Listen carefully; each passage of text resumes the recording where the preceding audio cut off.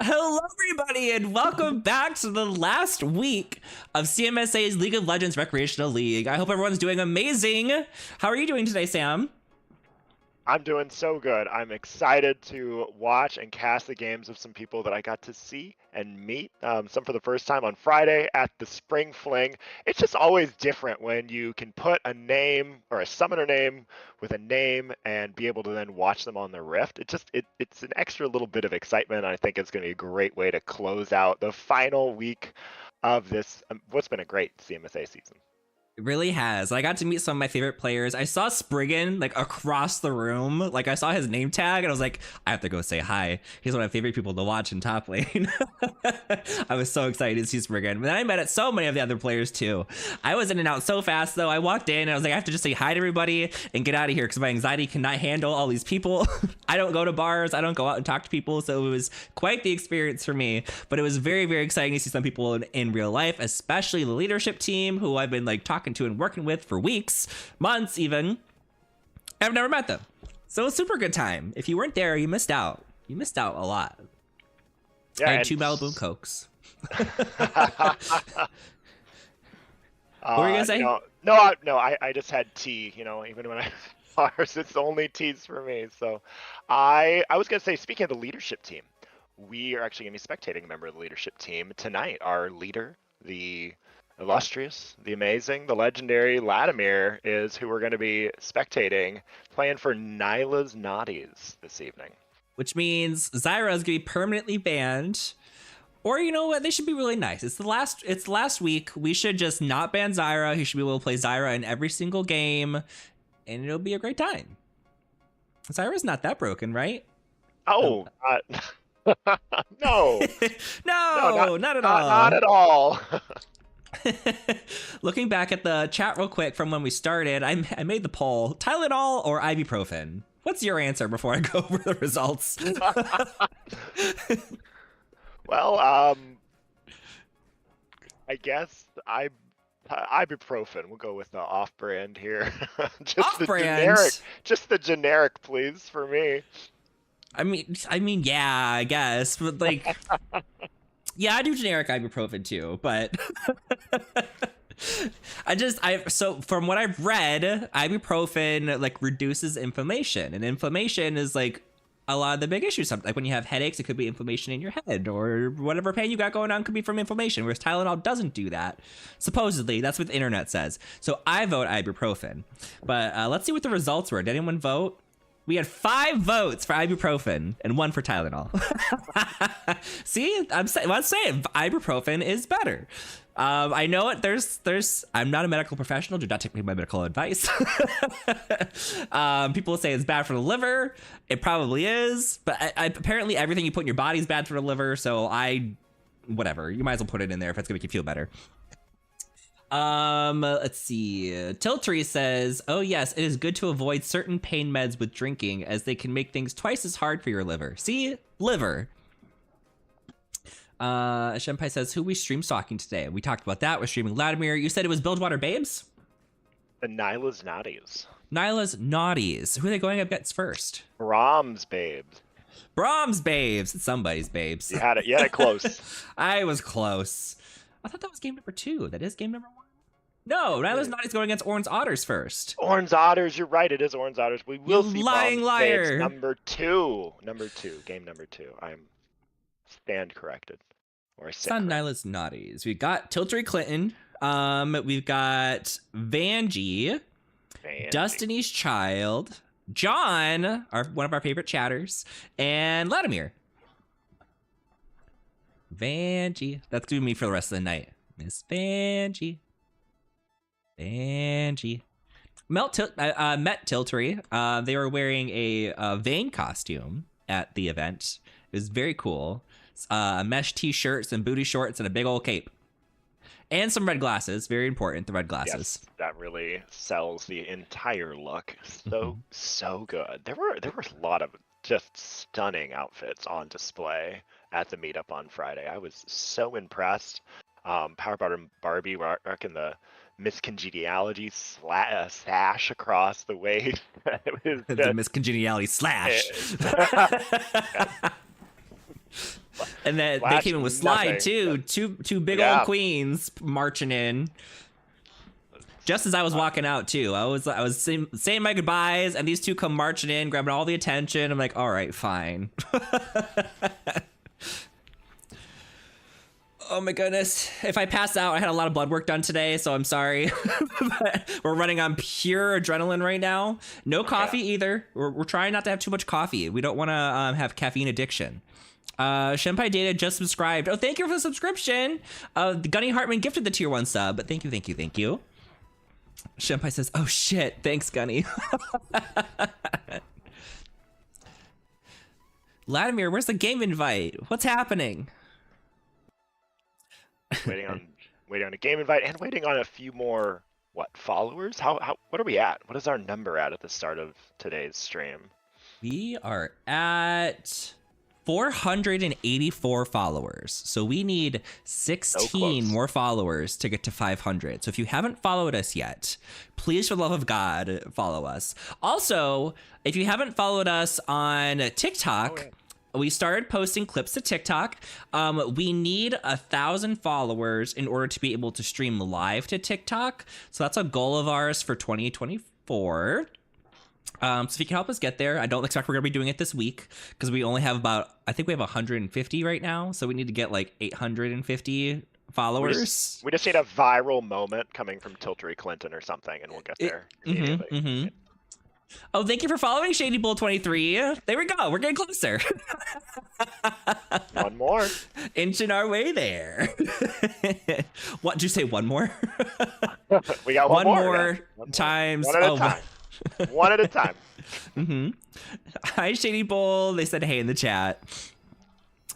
Oh, I made a decision this past week that I am strictly a dragon main in League of Legends. I only play Smolder and Aurelion Sol, just those two. You've got the late game on lock. Never have to worry about that. And I made a little disclaimer. Let me copy and paste this in the chat for everybody to see. So every time I go into a solo duo game, I paste this into the chat immediately. I say, disclaimer, I am a scaling champion. Do not force early fights. Early feeding equals imminent doom. I will focus farm, poke, and waiting for ganks. It is okay to play under tower. Trust in the scaling. Heart emoji. Because I don't want to go into a game. Yeah, I don't want to go into the game and then my support starts just trying to bum F them like they're just diving in. I'm like, no, let me farm. Let me poke. I want my stacks. I don't give a crap about getting kills early. I just want to not feed. Because then they're going to be 7-0 before I can even get to my late game stuff. And at that point, what am I going to do? Y'all are useless at that point because we're all just paper. You're going to get a lot of experience playing weak side. You're going to be great at that. And it's been good. I've been posting that, and 90% of the time I get people saying I respect that or I love that. 10% of the time I get STFU. I bet, yeah. Yeah, and then they want to troll me, but it's like they're gonna troll me either way. So obviously you're taking Aurelion Sol into the mid lane. What about Smolder? Are you taking him into solo lanes, duo lane? Oh no, I'm playing both of these guys bot lane. You're playing Aurelion Sol, ADC. Oh, APC. But yes, sure. I always prioritize Smolder, but then if Smolder gets banned out or picked, then I pick up Aurelion Sol. I've been taking him in the bot lane. It's been going very, very well. And there's been some TikToks about him in the bot lane recently anyways because of some of the fixes that they did to him. I guess he doesn't really need to focus on stacking the tier early or getting the tier because of the mana fixes. So he can go right into the Rylai's, into the Leandries, into the I always forget what the item's called. It's the one that auto crits when you're below 20%. That gives you magic pen and ability power. Shadow Flame? Yes, third item, Shadow Flame. So you can go into those pretty easily and skipping the Seraph's Embrace. So you do a lot of damage a lot earlier. And as long as you don't get super aggressive and you play back and farm, you're able to just freeze those minions so far away from your turret because of that void hold or whatever. It's super easy to farm, and I like it a lot. And then once I do get ganks, it's a ton of damage where I just fly in and I just drop all this crap on him. So it's been good. That is an interesting. I hadn't really considered that. I know playing against Aurelion Sol that's one of his strengths, that he can just hold the wave where he pleases, almost similar to a Zyra in that fashion, which would be a big advantage in the bot lane. It's not like the enemy can just shove out and take a free base, because Aurelion Sol can really punish that. So how does he stand up in lane? Does he really just have to not exist like pre-6, or can he win 2v2 skirmishes, or is there just no chance? It really depends on the matchup. Specifically on who your support is. I've definitely had the best experiences playing with a tank support like a Leona or a Thresh or a Nautilus. I don't think I've had any games yet with like a poke champ or a sustain champ. That's a lie. I had one with Soraka, and I did well. Well, we did well on the bot side, but that was one of the games where I had this guy actually banned my Smolder when I was hovering him. And then he started yelling in the chat about how Smolder sucks and I should never play Smolder and blah, blah, blah, blah. And then he just flamed the entire game and then refused to come bot lane. So the game didn't go well. But I did get a compliment. We had an Ari in the mid lane, and she was like, "We got this, guys. You're really good at playing Aurelion Sol." And I was like, "Oh my god, thank you so much. I am so mad right now because of this guy." So that was my experience with Soraka as like a support lane. Yeah. And it went really well. I'm really enjoying playing him in the bot lane, and I didn't like him before. I think I just really gotten super into the dragon aesthetic, so much so that I spent like so much money yesterday on like the pass. I got the porcelain legendary skin for Aurelion Sol. I got the heaven scale smolder. I'm almost done with the pass, so I almost have the what's it called? I'm looking at it right now. It's the title for your profile, Dragon in Disguise. I want to have that. And I thought about changing my name to something dragon related, but I'm not going to do it because Chromacaster is too fitting. Yeah, it is. Yeah, it's like branding. Like I have to keep it, but I thought about it. I thought about making a second account and just playing those roles. But no, that would just be wasteful.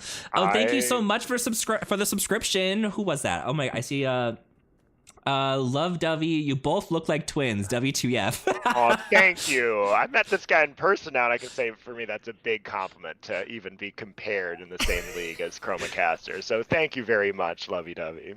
Twinsies, except he's like twice my size.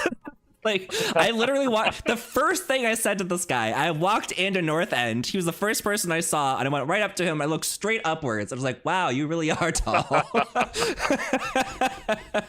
It was insane. That was like everyone's opening line to me that night. I didn't. That is the impression. You're 6'7"? Yeah, 6'8". Yeah. 6'8". Oh my god. See, that was a guess last week when I said that, or whenever I said that. So I didn't realize how tall it actually was.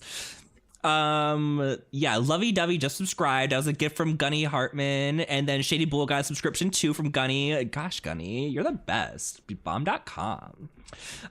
Spriggan said, which league are we watching tonight? And we said Pearl. I think it's Latimer that might have control of that. Yes. Spriggan, did you hear me just talking about you? I was just talking about how I was so excited to see you and my favorite top laner to watch ever.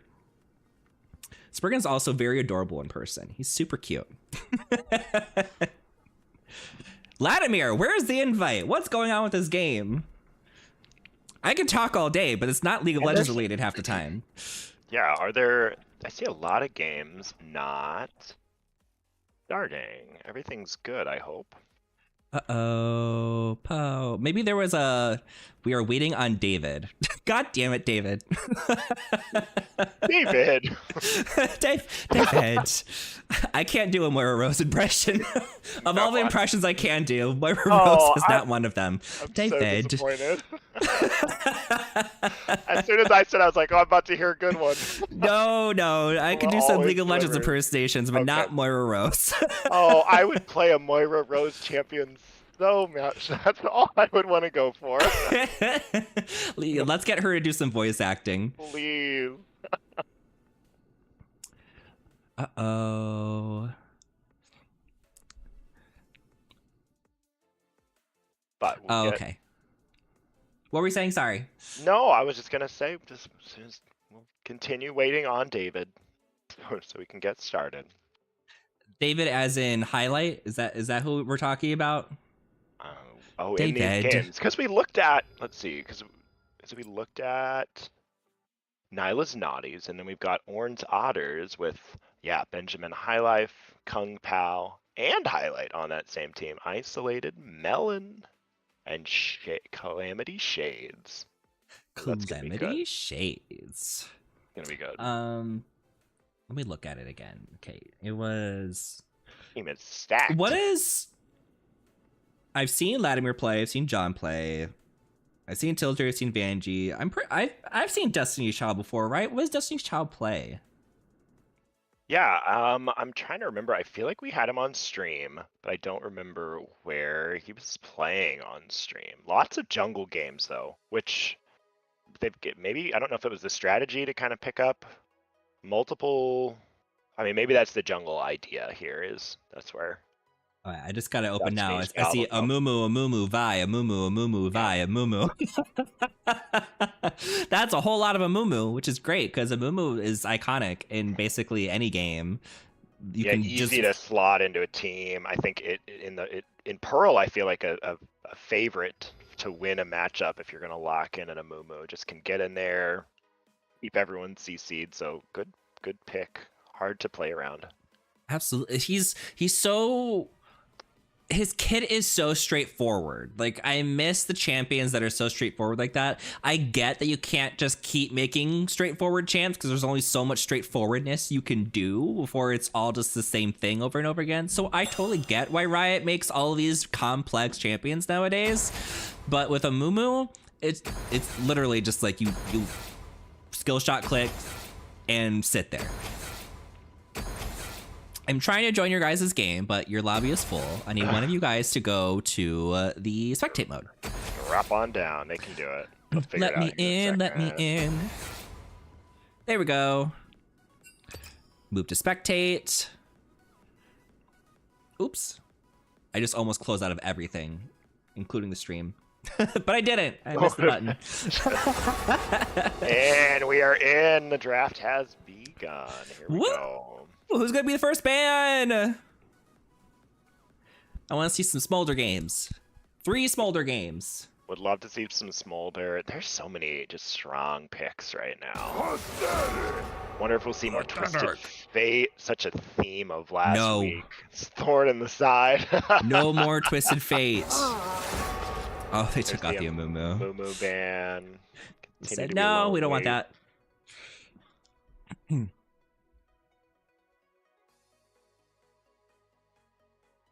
And then, you know the Zyra ban as always. You have to be talking about, are we going to pick that away from Lad? Are we going to take it? Are we going to play around it?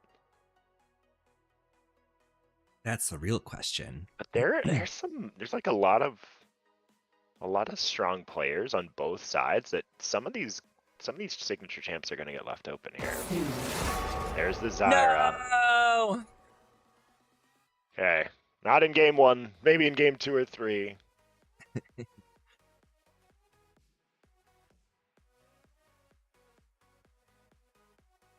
What's it gonna be? You know, I wonder what my neighbors think of me on every Tuesday, because I'm just screaming my head off in here. Only on Tuesday nights. Otherwise, I'm like completely ghost town quiet in my room. Oh no, Nico. No, don't be suspicious. Yeah, being those strong AP. Karma's a good playmaking champs. Karma's really good. F Karma. Man, I agree. Can really just solo carry a lane and provide so much utility to the team in the mid game. Yeah, let's just give the entire team a massive speed boost and shields. Ooh, got the Nocturne. Got him locked in. Obviously not as strong after the lethal tempo changes, but still, especially in this environment with just the ability to put paranoia down and deny everyone a vision, it can really, really have a profound impact on a game. And for the 100th time this season, what's the name of that item that he gets again? Hex whatever. Experimental hex plate. Yeah, that one. I've been playing a lot of, well, not a lot of. I played a few Zeri games this week actually, and I took that first item, and it was really, really good on her. That and Titanic is what I kind of went with, the Bruiser build. The Bruiser build, yeah, Bruiser definitely can be solid. It's nice to play Bruiser on ADC when you just like don't get one shot by everything that looks at you. Oh Like it yeah, is, it's a nice little buffer. I feel like it enables you to play more, like so much more aggressively. reach. We've got a Misfortune and a Volibear. Volibear is a very scary champion in general. I wonder if that's going to be the crazy AP top Volibear, if that's going to be the jungle Volibear. Yeah, Volley so strong right now in a few different spots. Would For no not be surprised reason. to see this going in the top lane. Like you can build him straight AP and he'll be a super tank, and you can build him straight tank and he'll still do tons of damage. It's so annoying. Yeah, terrifying for any ADC. I don't know if this Vayne is going to be, well, with Tiltery. With Tiltery, I'm assuming this Vayne is going to be going on to Tiltery here. The costume said it all. I don't know if it's going to be going top lane. I think it'll be on ADC Tiltery here. So, which I think is a strong pickup here, especially against the Volibear. It's nice to have kind of a self-peeling, self-sufficient ADC against like heavy dive champions like that.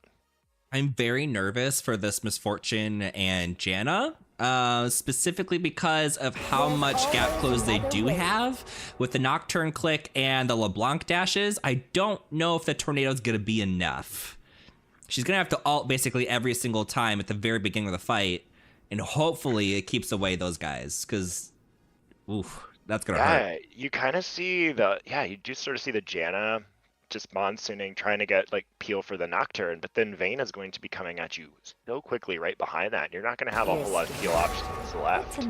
So this is, it's going to be tough to have like a clumped team fight for Misfortune's ultimate to really hit a lot of targets with, unless they can find some big AoE CC and committing to fighting choke points.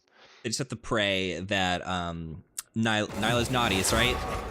Nyla's Naughties. They have to pray that Nyla's Naughties focuses the wrong champs. If Nyla's Naughties focuses the Volibear, Misfortune can just walk backward and just bloop, everyone dies. I don't think that's going to be the case with the Nocturne and the LeBlanc, though. They can pretty much target whoever they want and get there, no problem. So then two kind of just not generic. Vladimir definitely excellent on Nami, and Nami Vayne very strong lane. So I think that was a solid ban choice. And then banning out Maokai is just, I mean, he's busted right now on multiple roles, but definitely in the support role. And look at that. That's my main. That's my main right there. there. Solo lane Smolder, I think, here coming into it. Oh yeah, it's probably gonna be the Smolder top. I had one Smolder top game. It was fun for me in the lane because I was going against Renekton and he couldn't touch me. But the rest of my team absolutely did not do well, so it wasn't a great game. Okay, so we got a Braum paired with the Vayne. Interesting. I mean, that's a great counter for the two alts there, the Misfortune alt and Mom coming through.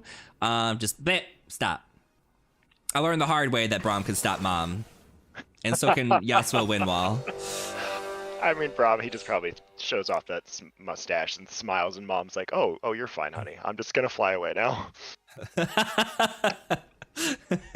We got a Zac and a Caston pickup. Okay, very interesting stuff here. Well, while I fill in the poll, why don't you tell me what you think about the team comps and who you think is going to win?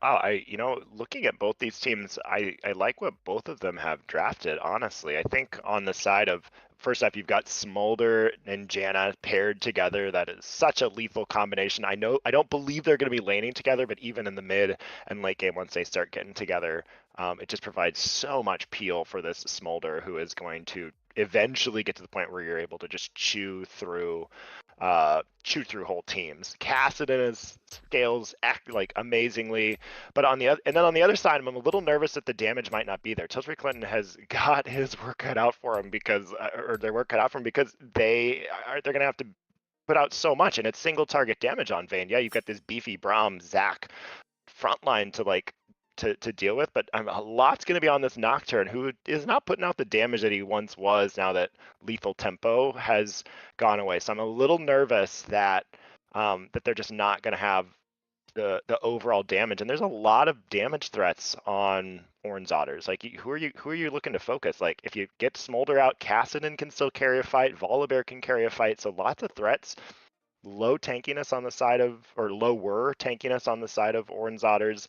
I do think I'm gonna lean a little bit more towards Nyla's Naughties. I think that Vayne, you've got Tiltree Clinton on Vayne. I think he's here to they're here to make a statement right now, and I like the confidence with the lock-in. Is well supported with the team with Braum and Zach, and does have some potential damage threats in Nocturne and LeBlanc. So I'm leaning ever so slightly towards the Tiltree Clinton factor here with Nyla's Naughties. How do you feel? The Tiltree Clinton factor. Okay. I am slightly leaning the opposite direction towards Orange Otters. Specifically because I feel like their late game is stronger. Yes, you do have a Vayne over on Nyla's Naughties, which is great for late game. But if you go into the Orange Otters, you've got the Smolder scaling, which if he stacks correctly at 25 to 30 minutes, that damage is going to be insane. Also, Cassin level 16, pretty insane. Volibear, if he gets ahead at all, absolutely insane. Volibear and Cassin can basically be the front line. They're going to be a problem. So they can distract well enough for the Janna and the Misfortune kind of place themselves. And if Smolder isn't go super squishy, he just has to not die long enough to drop maybe 3 abilities to get the burns off or the execute. Their late game is just really, really, really strong. And they're not so squishy that I'm nervous about them getting completely exploded by the LeBlanc or the Nocturne. Like, yeah, Misfortune will get exploded if she can reach her, but there's enough to distract from that. Whereas if I look at Nyla's Naughties, they're very damage focused in the 3 champions of Vayne, Nocturne, LeBlanc. Braum doesn't really put down a whole lot of damage. He's more so the peel, but he's got a lot to peel away from his team right now with the Cassin dives, Volibear dives, the big burning that's coming from basically every direction with Smolder. Janna's peeling for the backline over there. It's too much work for just Braum. For disengage. Zach for the engage with the Nocturne is good, but I still would say it's a little stronger on Orange Otters. But that's just my opinion. We got, let's see, the results. We got 1 vote for Nyla's Naughties. All right. Whoop! Nyla's Naughties! All right. All of the stream in favor of Nyla's Naughties. Let's see if they can bring it out. The whole stream. The whole one person.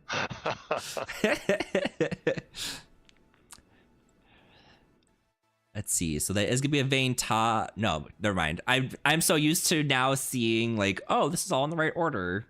Because I played so many solo queue games this week, but no, this is not the right order. I was like, Cassidy support. What? All right, let's go and adjust some things. Put the scoreboard, objective timers. We can leave the chat up there. We don't need time controls. And let's go and put everyone in the right spots. All right, they are off. Okay, I see John on Zach pathing towards the bot side, so maybe we'll see some kind of invade, although it's so tragic to not have your Braum here if you're going to make some sort of invade happen. That might just stymie all takers with Lad a little late to the party here. Smolder's watching the top side. So he's not going to be here if they do anything. Cassin is distracted over the mid lane. Got the Janna Tornado scaring him off, and they're like, okay, we're done. Take my 1 hit and walk away. Jong Day LOL says, I think if LeBlanc gets ahead early, it could be problematic combined with Nocturne following up and Zach. Janna is going to play a vital role in making sure that doesn't happen. If they can get rid of the Janna, they have no disengage. You're right. The Janna is definitely going to be a key here in protecting at least the Misfortune. Probably the Smolder too, because Smolder isn't going to be tanky for a long time unless they go that tank build again, which they better not. That's just me.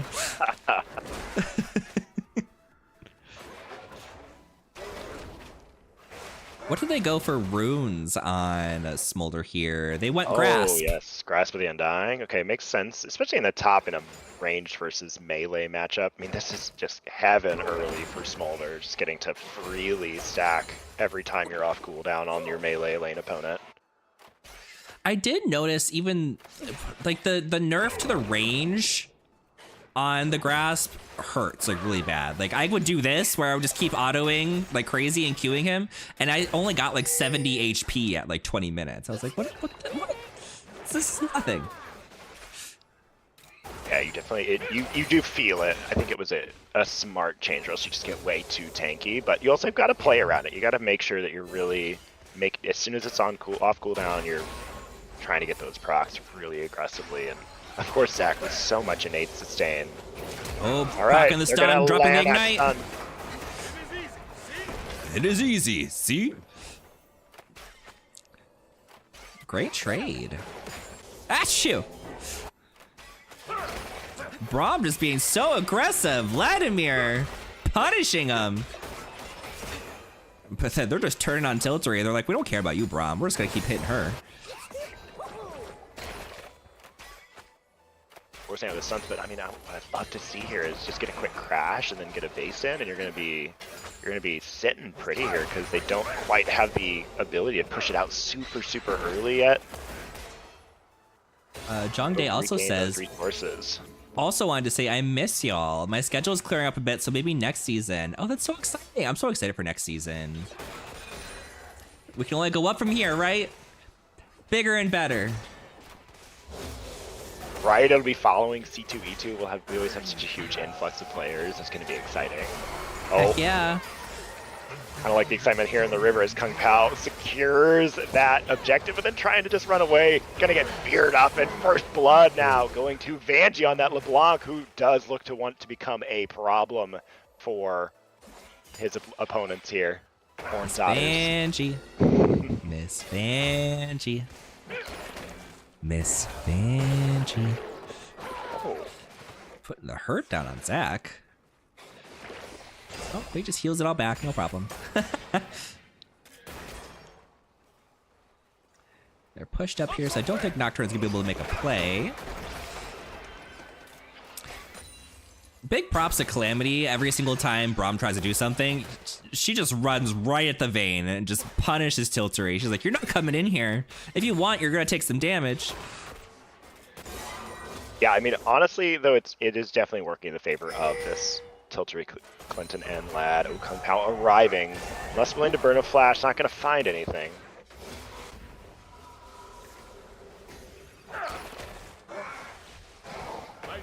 Here comes the engage. She's dropping the fear. Tornado goes up. Braum's got the shield up, but it goes down. They're going down on the damage. And down goes Nocturne. Volibear, big damage. She's our guy. She's Sheen. That probably made the fight right there. That was that was definitely a big part of it. And the fact that it was 2 versus 3. Quick reaction there from Orange Otters to be ready to defend their jungler there. And gets to win some counter jungle as a reward. And Vanjie just missed him. Vanjie walked right past him and dropped that ward over there. Kung Pao has been so active here. Gonna look for Vanjie in the mid lane, who should be able to just shift away there with the distortion. Block on cooldowns. Janna on the top side. They're looking to protect them grubbies. Ooh, this is a dangerous decision here. You're being collapsed on, girl. Yeah, he's gonna get one. Starting to move down. He does get the one though, and that's honestly all you want here. You got it counts for creep for your smite. So quickly just grabbing that one is great. It's harder now for your opponent to get what they need. So honestly, worked out smart to just move in there, take the one away. Yes, you're giving up 2, but you were never going to secure that with the enemy having committed their support. Here comes Janna. Here comes Janna. A rare level 4 Janna gank here. Love it. A wild Janna has appeared. From the top side of the map. Looks like they're working on Dragon. They're just going right from the right spot. Volibear is coming from the mid lane. I don't think it's gonna be there fast enough to catch that dragon. They're just catching vision now. Braum zoning him off. And I love the play there. Just went up, took that Void Grub, saw the team moving, got out of there with no problem, and then just pathed directly to Dragon, skipping camps along the way to start it up and secure that. So, I mean, honestly, well done there by Vanjie, or Destiny's Child, rather, to secure all that. It's Destiny's Child, not Destiny's Destiny's Child. Destiny's Child, yeah. Yeah. Yeah, obviously. Yeah. Why, baby?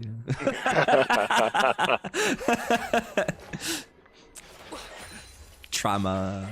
It's gonna be me at the end of the cast if you don't stop picking on me. I'm just gonna be crying by the game 3. I'm such a bully. Ask any of my friends. I pick on them so hard in games. You get the nicest part of me, Sam, I promise. It could be much worse for you.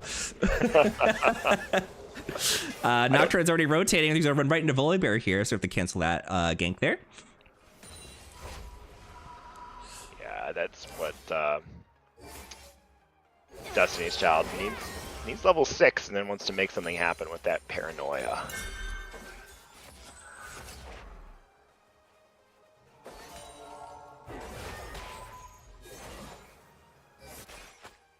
Also doesn't have a stacking mechanic, correct? With this Q? Correct. No, not to my knowledge. There's no stacking mechanic for Kassadin. He just he just scales down to like a nanosecond on his R once he gets to level 16. So yeah, I don't play him at all. I can't do melee casters. They drive me crazy. Big electrocute damage. Yeah, Vanjie putting on the hurt, but honestly, Isolated Melon withstanding it fairly well so far. Not that far behind in creep compared, like, relative to the rest of the map. And that's all you can ask for in Kassadin in these sort of plays. Just sit tight, scale, try to get as big as quick as you can. Oh, Volibear's rotating in on this Zac. He's committing with the ultimate. He's just gonna have to back off. Yeah, I mean, when you put a Kassadin against any kind of mage, good luck. Like, you might win a little bit early, but you're not gonna win for very long.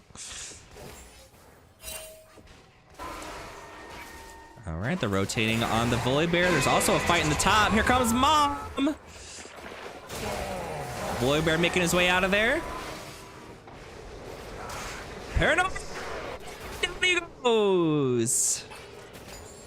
And finds that first kill. So important to start collecting those kills once you've got the ultimate on Nocturne. Destiny's Child using the strength that his mid lane LeBlanc has right now to make that happen. So look for that to just kind of be a repeat play now, as Vanjie is going to push out mid and try to find some plays around the map with Destiny's Child. We're even on the gold right now, basically, but we got a kill on LeBlanc and a Nocturne. That is 2 of the 3 carries. Let me see one for Vayne.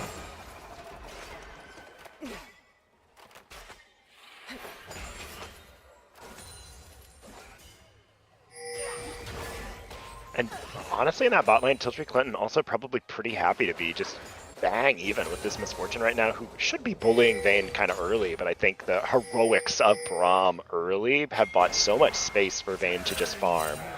And I didn't see, okay, so all 3 alive, so there's a chance for Orange Otters to secure 5 of these. Destiny's Child trying to get in there and just smite one away to prevent that, but they're just on lockdown, bringing High Life up here to try and prevent that. But now the whole team is arriving here, and they're going in. Latimer flashing forward and putting down all of that passive, getting the first stun down. Tiltree Clinton now taking out that Smolder, and they did not secure any of the grubs in the process. Now they're trying to run away and just kite out this Kung Pao. Tiltree Clinton on such low HP, but has his whole team supporting him and gets it alive there.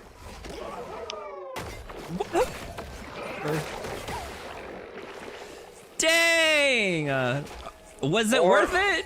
Orange Otters thought they had the numbers advantage. They brought up the Janna. They're like, we have another 4v3. Let's secure our grubs. Let's make it happen. And that time, Nyla's Naughty said nothing doing. They brought up the whole 5 team to fight over that second grub. and really made them pay. Although they were not able to secure one, they did win a big fight. 3 grubs for 3 champions. Balanced. Definitely worth. Jong Day LOL just subscribed. Thank you, Gunny Hartman, for the subscription for him. Man, giving out all these subscriptions today. Good Daddy Gunny. Paranoia being dropped. I think he lost vision though. Lost vision or just saw Kung Pao and said that is a Volibear on escort duty, and not sure I want to dive in there right now. They're thinking about Dragon. They've got all the vision in the world over here. Smolder trying to shove off the LeBlanc in the corner here. No one's quite started it yet. Blue team needs to aggro that Dragon and let them beat up on red side. Ooh, big damage going to LeBlanc, but it's gonna be turned around. Big damage returned back. He's burning. He's burning. Is he gonna get out? He's free. That's gonna make the difference in this jungle fight though. No Kassadin. Now it's nice with numbers advantage. Who's gonna get caught? Oh, Zach's gonna start it. LeBlanc trying to drop some burst, not quite enough coming down. A big ult from the Misfortune. They all kind of avoid it. The Braum shield was up a little bit late, but they've got 4v1 back here. Taking out the Kassadin. Zach engaging on the last 3. Volibear off to the side to a blue buff. Zach trying to get his way out of there, get a little bit of peel. Passive goes down. Vayne dropping the big damage. I don't know if they can stay for it. They have to abandon their Zach. That means Dragon is gonna be a little hard to secure here. Volibear catching the Vayne out. Oh no! Fear going down in Volley, but it's a Volibear. Good luck killing him, especially with the backup. Paranoia goes down as he goes down himself. Oh, the fight was so close. It was just them, Tiltree Clinton, trying to look to find an angle and play aggressive, go into the spot. They knew that there was no vision, or they thought there was no vision, but unfortunately spotted by that one ward, and Pixel Brush so quickly punished by Kung Pao, who is the only one really truly with an HP bar, having taken the long way around blue buff to re-enter that fight. And so they are able to win Dragon and notch it up after that fight. So close, and well played from both teams. Yeah, it was a really efficient and good fight in the sense of no one really just like charged in and forced a big fight that just like caused a million losses.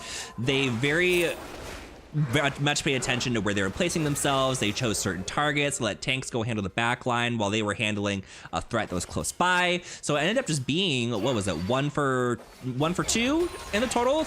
2 going over to Orange Otters and 1 going down on Now There's Naughties, which isn't too bad for a Dragon fight. It could have been worse.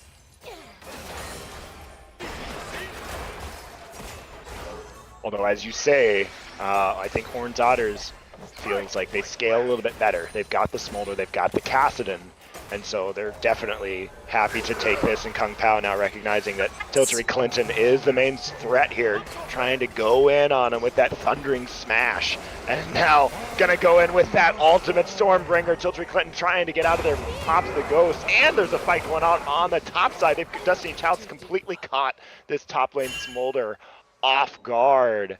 And what happened to Vayne? Did Vayne he died. Ended up going down off screen, sharing that death timer with Smolder. That does mean a Rift Herald for Now There's Naughties.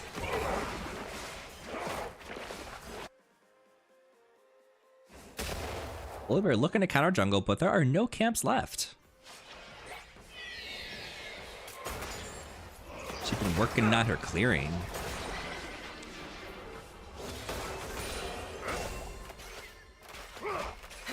Doesn't feel good to be at your second tier tower at 16 minutes. I'm coming! Here comes Miss Herald. And we steer him in. Worth a hit, alright. Won't win any turrets yet, though. That's just the one. Continue to try to stack with that at 2. Can't quite work. What's Smolder's name again? Tell me. Ignixarius, Gigantorino Rex, Lespez, Aferentes. I'm obsessed. I can never memorize that. Ooh, Braum taking some big damage, but he's a tanky boy. And then, and then the scientist in me is like, well, what does that translate to? And you've got the fire-breathing dragon king, the giver of hope. And I think he's just having to hope that he can survive this one, as once again, Paranoia has come forward into the top lane and will fall again. Mom just wasn't enough to save him. Oh. Mom! How are we doing? We need to get a check-in on the dragon practice and see how this Smolder is coming around, because we're hitting 17 minutes. Obviously, no one's expecting a world record here. 125, baby. Stacks. Let's hope. We'll find out in 7 seconds when he revives. It can be tricky, though. Spending a lot of time on gray screen is less time that you are stacking. Yes, had the melee matchup to go against. So he's at 164 already. Wow. Has been benefited by the team fights, has had a lot of hits with Mom in those team fights, and I think that's really helping out the stack number. And then, of course, the melee versus ranged matchup. So we're going to see this Super Scorcher Breath getting the true damage relatively quickly here. Definitely not behind on stacking. Mom OP.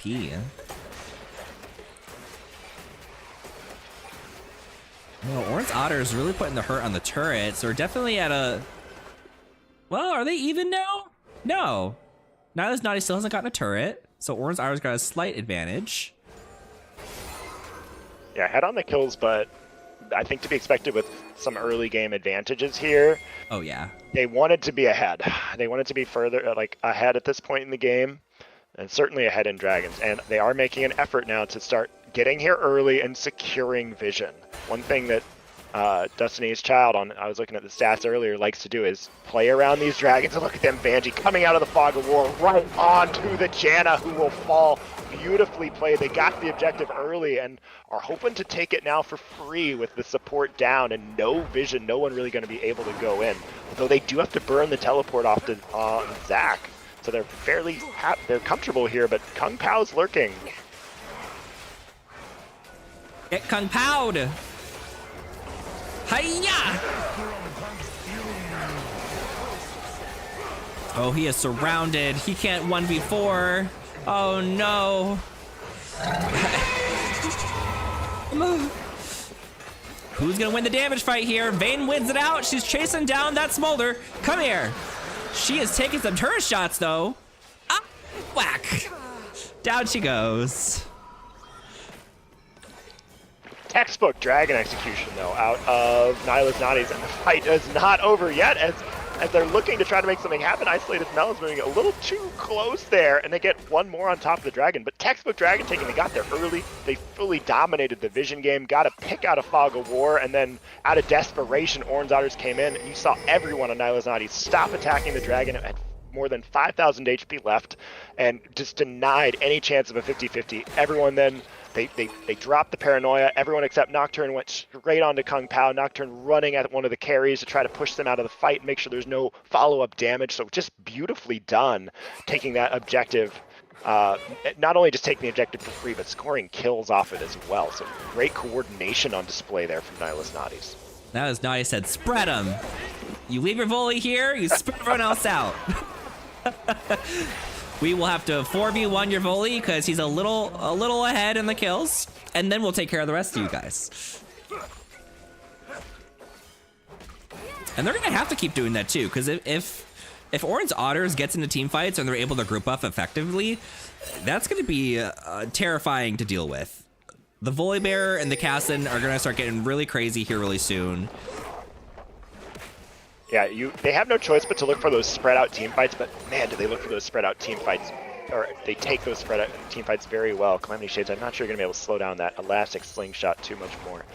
And one of the things is, like, in isolation, Vayne is going to be able to out 1v1 this Smolder, and that's exactly, yes, Tiltree Clinton got a little too close to the tower in that last matchup, but I think that's the kind of playstyle you want, is send Vayne to push off that Smolder, because in the 1v1, Vayne can do very, very well to prevent Smolder from taking over a big AoE team fight. So they're not looking to front to back, and I think that's the right play for Nihilus.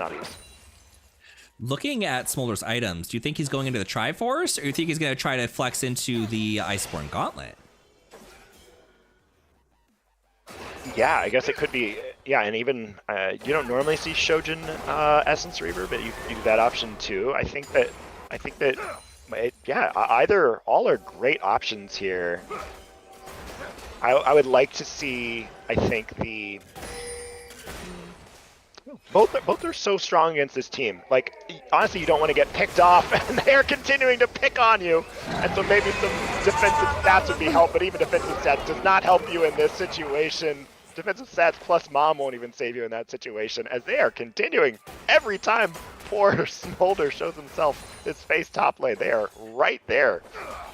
Yeah, I've definitely felt playing Smolder so much this week that Smolder, you just can't solo anything. You cannot 1v1 anybody. You literally have to glue yourself behind a wall and just burn them over time. That's the only way you're gonna win. Everyone else out damages you. Your autos are slow as hell. Your abilities deal a decent amount of damage up front, but most of it's dependent on the burn. So it just it takes a minute. You can't fight 1v1 or 2v1. You do now see that the Chain Vest is being complete, so it looks like it is going to be an Iceborne Gauntlet, which is going to be a second Iceborne Gauntlet for on the side of Oran's Otters. So really hoping that item is cost efficient right now. That's not my favorite choice here. I wish he was going the AP build, where he'd go into the Liandry's into the Riftmaker, strictly because there isn't big damage coming out anywhere else. You've got Misfortune, who's doing some damage. Kassadin's gonna be more tanky, like over time damage. So if you're gonna be building tank yourself, you're cutting out a good chunk of damage that you kind of need to finish those fights off a little sooner, because you don't want them to last too long. Your team isn't that tanky. That's just my thoughts on it, though. The tank Smolder's fine. I just think in this situation, it's gonna be more beneficial to do damage faster rather than just trying to survive a little bit longer. They're here early again. Kung Pao, you're tanky, but are you going to be tanky enough? The AP damage is here, and look at that. One rotation, and you are gone. They set the same trap. Tiltree Clinton now going to try to run down Isolated Melons as well. Takes half his HP. Destiny's Child floating, but does not have, has Paranoia available. Will they? I don't think they're in commit under turret, but they're thinking about it. His melons are anything but isolated right now. Still waiting on Dragon. Got the pick a little early. There's Paranoia. Mom! Poor Smolder. Flap, flap, flap. This not is enough child to abuse. close the distance. The experimental has played the movement speed is just too much. It's not enough, and for poor Smolder here, and that secures them another Dragon. This is the difficulty here. You really only have Kung Pao on Volibear that's willing to like run into a dark area and face check. And so if they're gonna commit to just burst, if he can be bursted down, they're just gonna take free objectives like this. So great game plan here for Nihilus Naughties, getting to objectives 90 seconds early and making sure that they win them. They're now up to 3 Dragons. You know, Oran's Otters is choosing to divvy up their resources in an interesting manner. He's just gonna get out of here, no problem. Like, with the Kassadin splitting bot and Smolder being by himself, you have 2 of your biggest, like, threats, basically, very prone to being assassinated by the LeBlanc and the Nocturne, especially with the point-and-click Nocturne. Yeah, Misfortune and Janna kind of need the glue to the to the Volibear for the fights, but I feel like they should just kind of focus in 1 or 2 lanes at most, rather than having somebody so far apart, all the way up at top and all the way up down at the bottom, because they can't support each other in that situation. They're just gonna keep getting picked.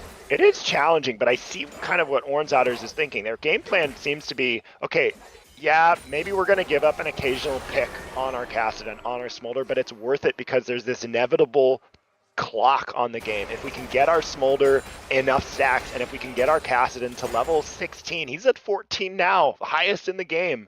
or tied for the highest in the game, then this game is going to turn a lot. And so they're just committing to putting their carries in side lanes to get experience, to get farm. I think that's a smart choice, and I'd even like to see it if maybe Smolder starts farming 2 lanes. Going top, grabbing any safe farm there, rotating mid, and taking every other wave away from Misfortune, and now Destiny's Child forced to flash. Oh, and then hits the berry to go right back over. Probably doesn't want to be there. Lad gonna try to save them. Elastic slingshot into the middle of the whole team, but shut down on a Nocturne, and there is another MF ult just whiffing John, trying to let's bounce away. We'll get there. Isolated Melons, though, gonna be able to jump in. John, you are so tanky. Lad keeping him alive for so long, but soon the execute's gonna come through, and Highlight finds it on Smolder. And now fearlessly charging forward, gonna see if they can find any more. Has some tankiness, but no MR yet. Vanjie immediately takes it down, and they wanted to try and start that Baron, but I don't think they can anymore. So he overcommitted. His team was doing so well, and then once you can't 1v anything. You have to have the team in front of you. As soon as you leave their protection, you're dead. Now Lazati is now detecting that, okay, wait, they might be starting this, and they don't do it quickly. They don't have the carries. Vanjie going in, dominating, getting the one out. Tilbury Clinton now has isolated Melon's number. A double kill going down. Kung Pao's going to have to get away, and now if you fall, they're going to pick up this Baron. They move in. Huge fight, though, and Vanjie is a problem. 8-0 for this team, and just assassinating every target. The tanky Smolder, the tanky Volibear.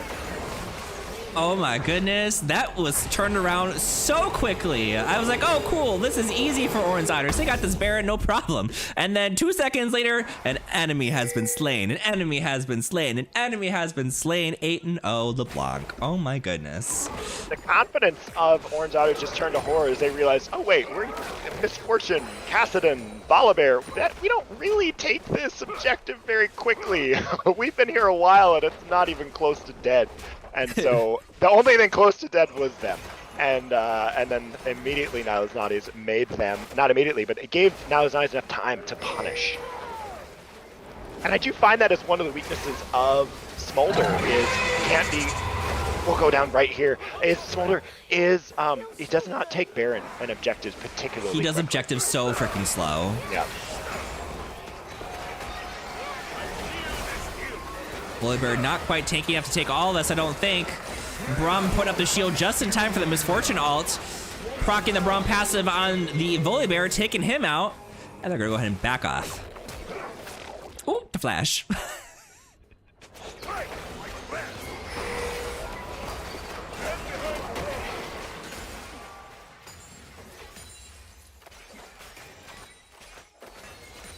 The vision game and the commitment to just camping in these swept out brushes has been such a difference maker. I mean, this has easily won them 10, 15,000 gold worth of cash here for Nilesnaughties, because it's forcing Orange Otters to check into you, and they're just winning every objective off it. There's not been just a fair, honest team fight, which is what Orange Otters wants, especially now that they've got a Smolder online, that they've got and they've been able to really slow down Isolated Melons here too. They're going in, Mom has been called, but Vanjie just able to hop out there. Now they're not going to have that objective with this dragon. They feel like it's do or die. Paranoia diving in, Highlight now going down. There's a major source of damage, and now they're all in the back foot. Destiny's Child able to dive right in there, getting another carry down, and Kung Pao once again finding himself alone with 4 targets pointed at him and falls 3 for 0. Mistakes were made. Mistakes were made. I was watching it unfold before it happened. I was like, oh no, Cassidon is up top. Volibear isn't there yet. Smolder's pressuring forward, and it just took a split second for Smolder to get caught out there, and that meant game over because both of their frontliners, or their frontliner and their sub tank basically, were nowhere near that to give them any kind of peel and protection. So that was just tale as old as time. I want to say, though, it was a 3-for-0, but a commitment to the bit here for Tilbury Clinton, who not only showed up with vein spotting on Friday, is now vein spotting on Tuesday as well. So thanks for that, diving right in there, giving up the 600 gold shutdown. But, I mean, the vein spotting has to continue. I love seeing it.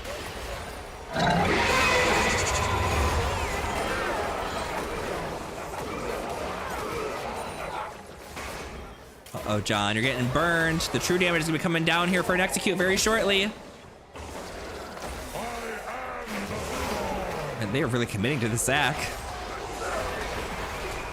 Down goes the passive. Big win there. Lots of shutdowns. They got 2. And maybe a little bit of an overcommitment there to try to push with Baron on that bottom turret. I think bullet time finally finding multiple targets. There just hasn't been a lot of opportunity for that to find multiple targets. So working out, and now getting that cell division on Zach also before the next big fight is going to be important. So has to think a little bit before diving in there, although I doubt it's going to slow him up too bad here. Yeah, I'm just realizing that was an Earth Drake soul. Oh no, Misfortune getting caught out. Now they gotta run for their lives. Vane's coming in at the speed of sound. And the darkness, Smolder's in danger. Mom, help him, help him! The execute's getting a little close. They gotta back off. But what I was saying is they got the Earth Drake soul, so their weakness in being a little bit of a squishier team was basically nullified in having 3 Earth Drakes, because now they get the shield, they get the resistances, and now it's gonna take even longer for the slow burn team to slow burn. So that really puts them at a disadvantage. Yeah, and the tankiness of Zach, the tankiness of Braum, and the extra resistances. No. And look at this. No. And the play continues to work. They just sit in these rushes so patiently. A minute and a half, 2 minutes before these objectives, and it is just working out for them. You've got to go Ward as a whole team. You've got to have like Scryer's Bloom, you've got to use your Scryer's Blooms, you've got to use your Scrying Orb to make sense, because you can't be sending in Benjamin Highlife. He's just going to go down. They're now throwing everything at Tiltry Clinton.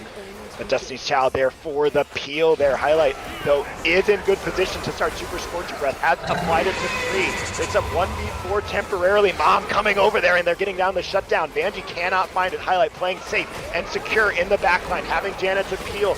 And there's the big bullet time trying to slow things down, but Zach bouncing right through the targets. Highlight now is going to go down, and even though everything seems to be going right, the tankiness and the Earth Soul are just too much now. Under the turret, they're trying to see if they can find anything else. Isolated Melon, Casson has a double 16, but with just a sliver of health, can't go in there or commit. 2 fall for Orange Otters, only 1 for Nyla's Naughties, and now they're going to have full control of the Baron area. And Latimer putting in work with that shield. As soon as Misfortune pushed R, he was like, a shield? And he's like, you're not hitting my team. That's what I'm here for. I'm here to block your ult, and that is my only goal in this game. And Mom. We don't want Mom coming down either. Well, they're thinking Baron. Yeah, it seems like they're probably going to want to bait this again. They have so much control. They know that their opponents are going to be coming quickly. They don't know about Kassadin.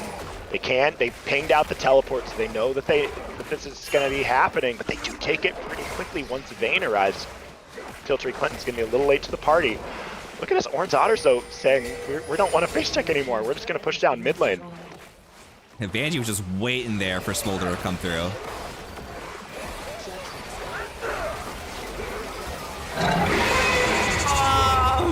Gets blocked.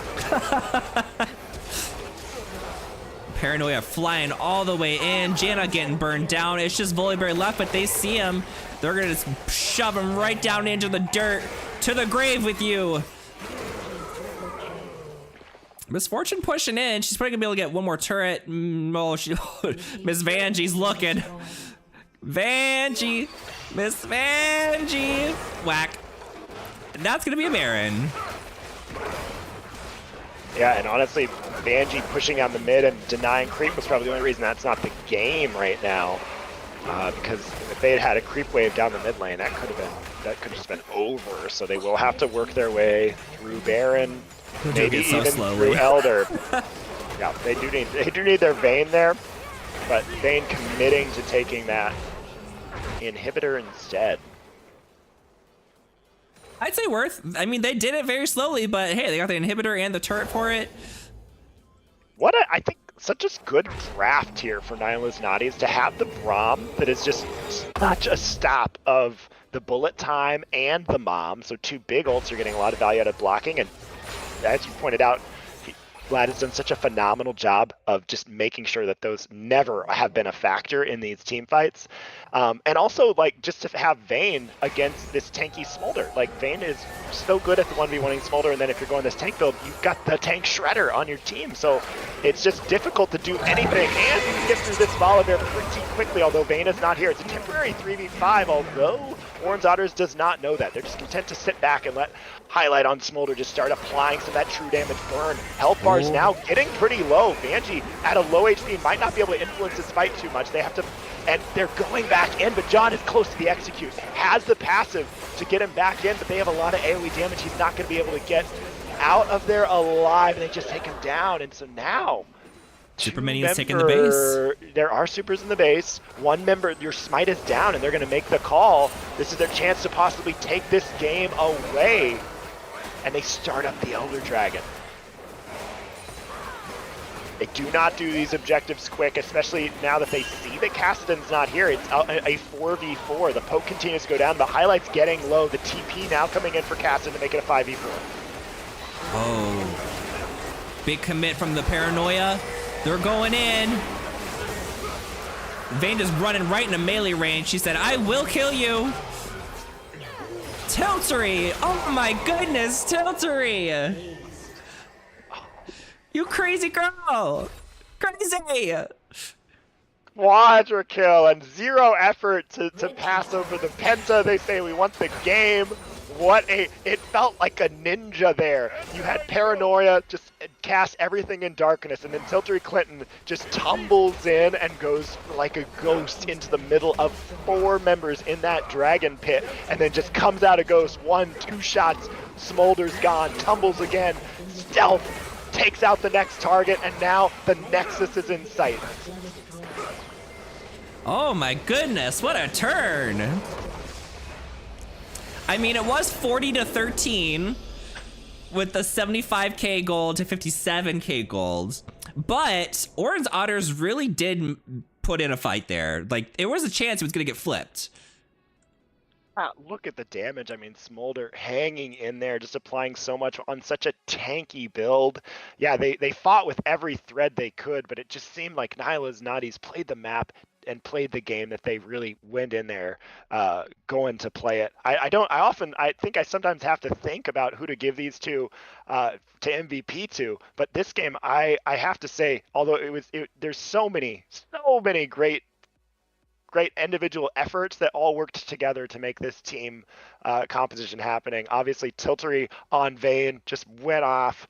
You had Vanjie on the Blanc that was a problem. Only the 1 death. Everyone just played so stunning this whole game. So which one are you gonna pick for MVP? I think in a game like this where vision seemed to be what was the utmost importance, I'm gonna give it to Braum. I think Braum was there answering the Smolder, answering Misfortune with the ultimate. I think that Braum was sweeping out those bushes, getting to objectives early and making sure that the enemy team just was not able to do anything at all.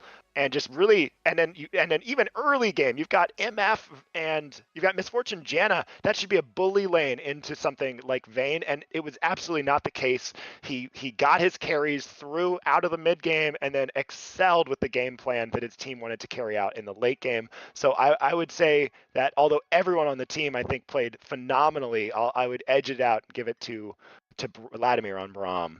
You said it was supposed to be like a bully lane towards them, but I saw Braum bullying them the whole time. Exactly. He was running at them. I'm like, that's not how Braum plays, but I love, this is great. This is fantastic. And you're right. He was canceling out basically everything that was important in all those fights. Like every time he blocked Mom or a Misfortune ult, I was like, what's the cooldown on the shield? Because he's using it exactly at the right moments when he needs to be using it to cancel out just about all the damage that they're trying to put out here. So I'll agree with you. Can you show me the vision score before we move on to the next game? Because I think view advanced details. details. I just love somehow looking at these. I think vision score is one of my favorites. Vision score, so 74. Look at that though, and Calamity or Benjamin Highlife trying to sticking it out with a very high score as well. But He beat focusing on him. Janna beat Braum technically.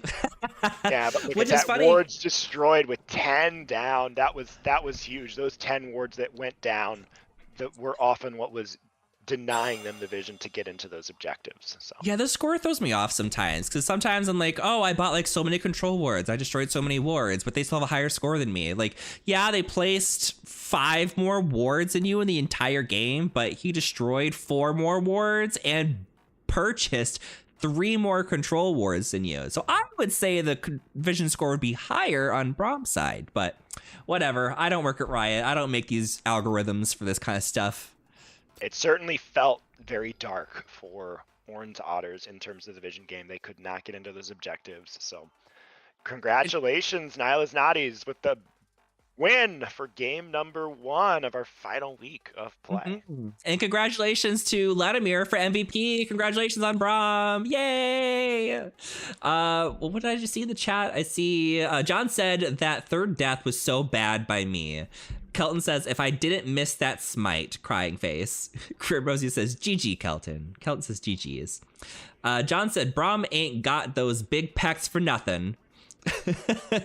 And he says, show us a game of Earth with your 5-stat chroma. One of these days, all us casters, you can see them from here. You see Chaotic Caster, Looney Caster, Twilight P Caster. Bluey used to be a caster, but then they did the whole name change thing, and he hasn't changed it since. Got all the casters. And yeah, like you were saying about the damage on Smolder, he went the tank build, which drives me a little bit crazy. He still did almost as much as his entire team put together. Like pretty close to as much as the rest of the team did put together. Yeah, it kind of felt like Cassidy just kept waiting to scale and just never got it. And by the time that he got to the point where Cassidy was 16 and relevant, his team was very far down, and with only 1 tank and him trying to play off tank, yeah, he couldn't get in there and really impact those late game fights and build up that damage like he probably wanted to. So, yeah. Does stream see this? It like loaded me into a game, but like, hi. Is that your usual icon? Just no. I think I need to exit. It was adorable. I was like, that's not right. Let me sign back in here. Although Thanks, it does seem like Riot is they're okay. I don't know if they're okay with the tank build, but that's not ever what's been targeted. It seems like they've targeted it like they're moving around like the AD crit ratio, AP a little bit to kind of prevent some of that early poke damage that Smolder was putting out. So maybe AP has been hit a little bit more. So I definitely don't see that as much on the Smolders, but it still feels really good to play. And once you hit 225 stacks, the burn from Leandries and the true damage amp from those items does feel really, really nice. And it's hard to play around in those situations. Yeah, I really enjoy the burn that comes with Leandries and then stacking with the regular burn. I just think it feels really good. The Rift Maker is okay. I'm a little iffy on that one, but I've been doing it anyway just because the internet says to do that. Yeah, I have. And you can go kind of more hybrid. I've seen some people playing around with like going Trinity Force in that slot instead of the like Rift Maker. The thing about Rift Maker is once you get all the you just get that like extra ability damage like stacking with that and Spear of Shojin. But it's harder to, I think, notice as a first item or as a second item rather. After Shojin's like an automatic first item. I forget about that one. Yeah, We're going for the AP or tanky builds. Spear of Shojin, I don't like that item in general, but it's so, you need it so bad on Smolder. I feel bad building it. I don't know. It's one of those things where I'm just like, I don't want to do this. I don't want to build this, but I have to. Yeah, it does. You do. You can't skip it. It does feel like you have to go for Shojin or Essence Reaver, or at the very least like a tier into Manamune, but that seems like no one goes that sort of route anymore. So then you just are left with the Essence Reaver, which forces you into AD, or Snowgen, and you can't really skip either of those. So yeah, I agree. It doesn't necessarily feel great, but it is okay. Yeah, I did a few games where I did the Triforce Manamune builds, and it didn't do it. Like Right. you would think, because the Sheen proc is awesome, but the flat damage just didn't feel very good, which is strange for me. I don't know. I don't understand how items work. I don't understand how the numbers don't add up even when the numbers are the same. Like if one item says 55, the other one says 55, one of them does significantly less damage than the other one. I don't get it. Math is not mathing for Chroma. Chroma can't do League math. We're missing. We're missing Banji. Banji said we were waiting for David last game, and now we're waiting on you. Miss Banji. Miss Banji. Oh, anyways, in the chat, John said, not gonna lie, I was asking to ban Smolder the whole time because playing against Smolder top is so agonizing. Like, even when you're winning, it feels like you're just losing slower. I wonder if that was the reason for all the gank calls top lane. I mean, just if you're gonna get punished like that early, and you saw how quickly Highlight was able to stack on Smolder, that meant he was just barreling Super Scorcher Breath into John over and over and over again. So I bet it felt so good to start getting some vengeance with the Nocturne ganks as the game progressed. Yeah, he had to have been at full stacks by like 25 minutes at the latest. Like he was at 16 minutes. He was at like 170, 160. He was probably 24, 23 minutes even. Yeah, I think got it pretty quickly, and it was surprising that was not really able to turn the tides. Nyla's Naughties started to they built such a big lead in the mid game. Surprisingly, I think we both were a little. I thought if Nyla's Naughties was going to take it, they were going to be way ahead the whole time, but they actually had to come back from a small early game deficit. A Million V says Russo's going to carry this. Okay, I don't know if I've seen Russo play. What does Russo play? Russo is, I believe, plays jungle, and they're scary. They win a lot of games for sure. They win a lot of games, and I think when I was looking at the stats, they're number one in like dragons taken, or maybe that's a combined stat of dragons, and I'm not sure what the website is actually. If it's dragons taken or dragons, or if it adds in Rift Herald and Void Grebs to that metric as objectives. Well.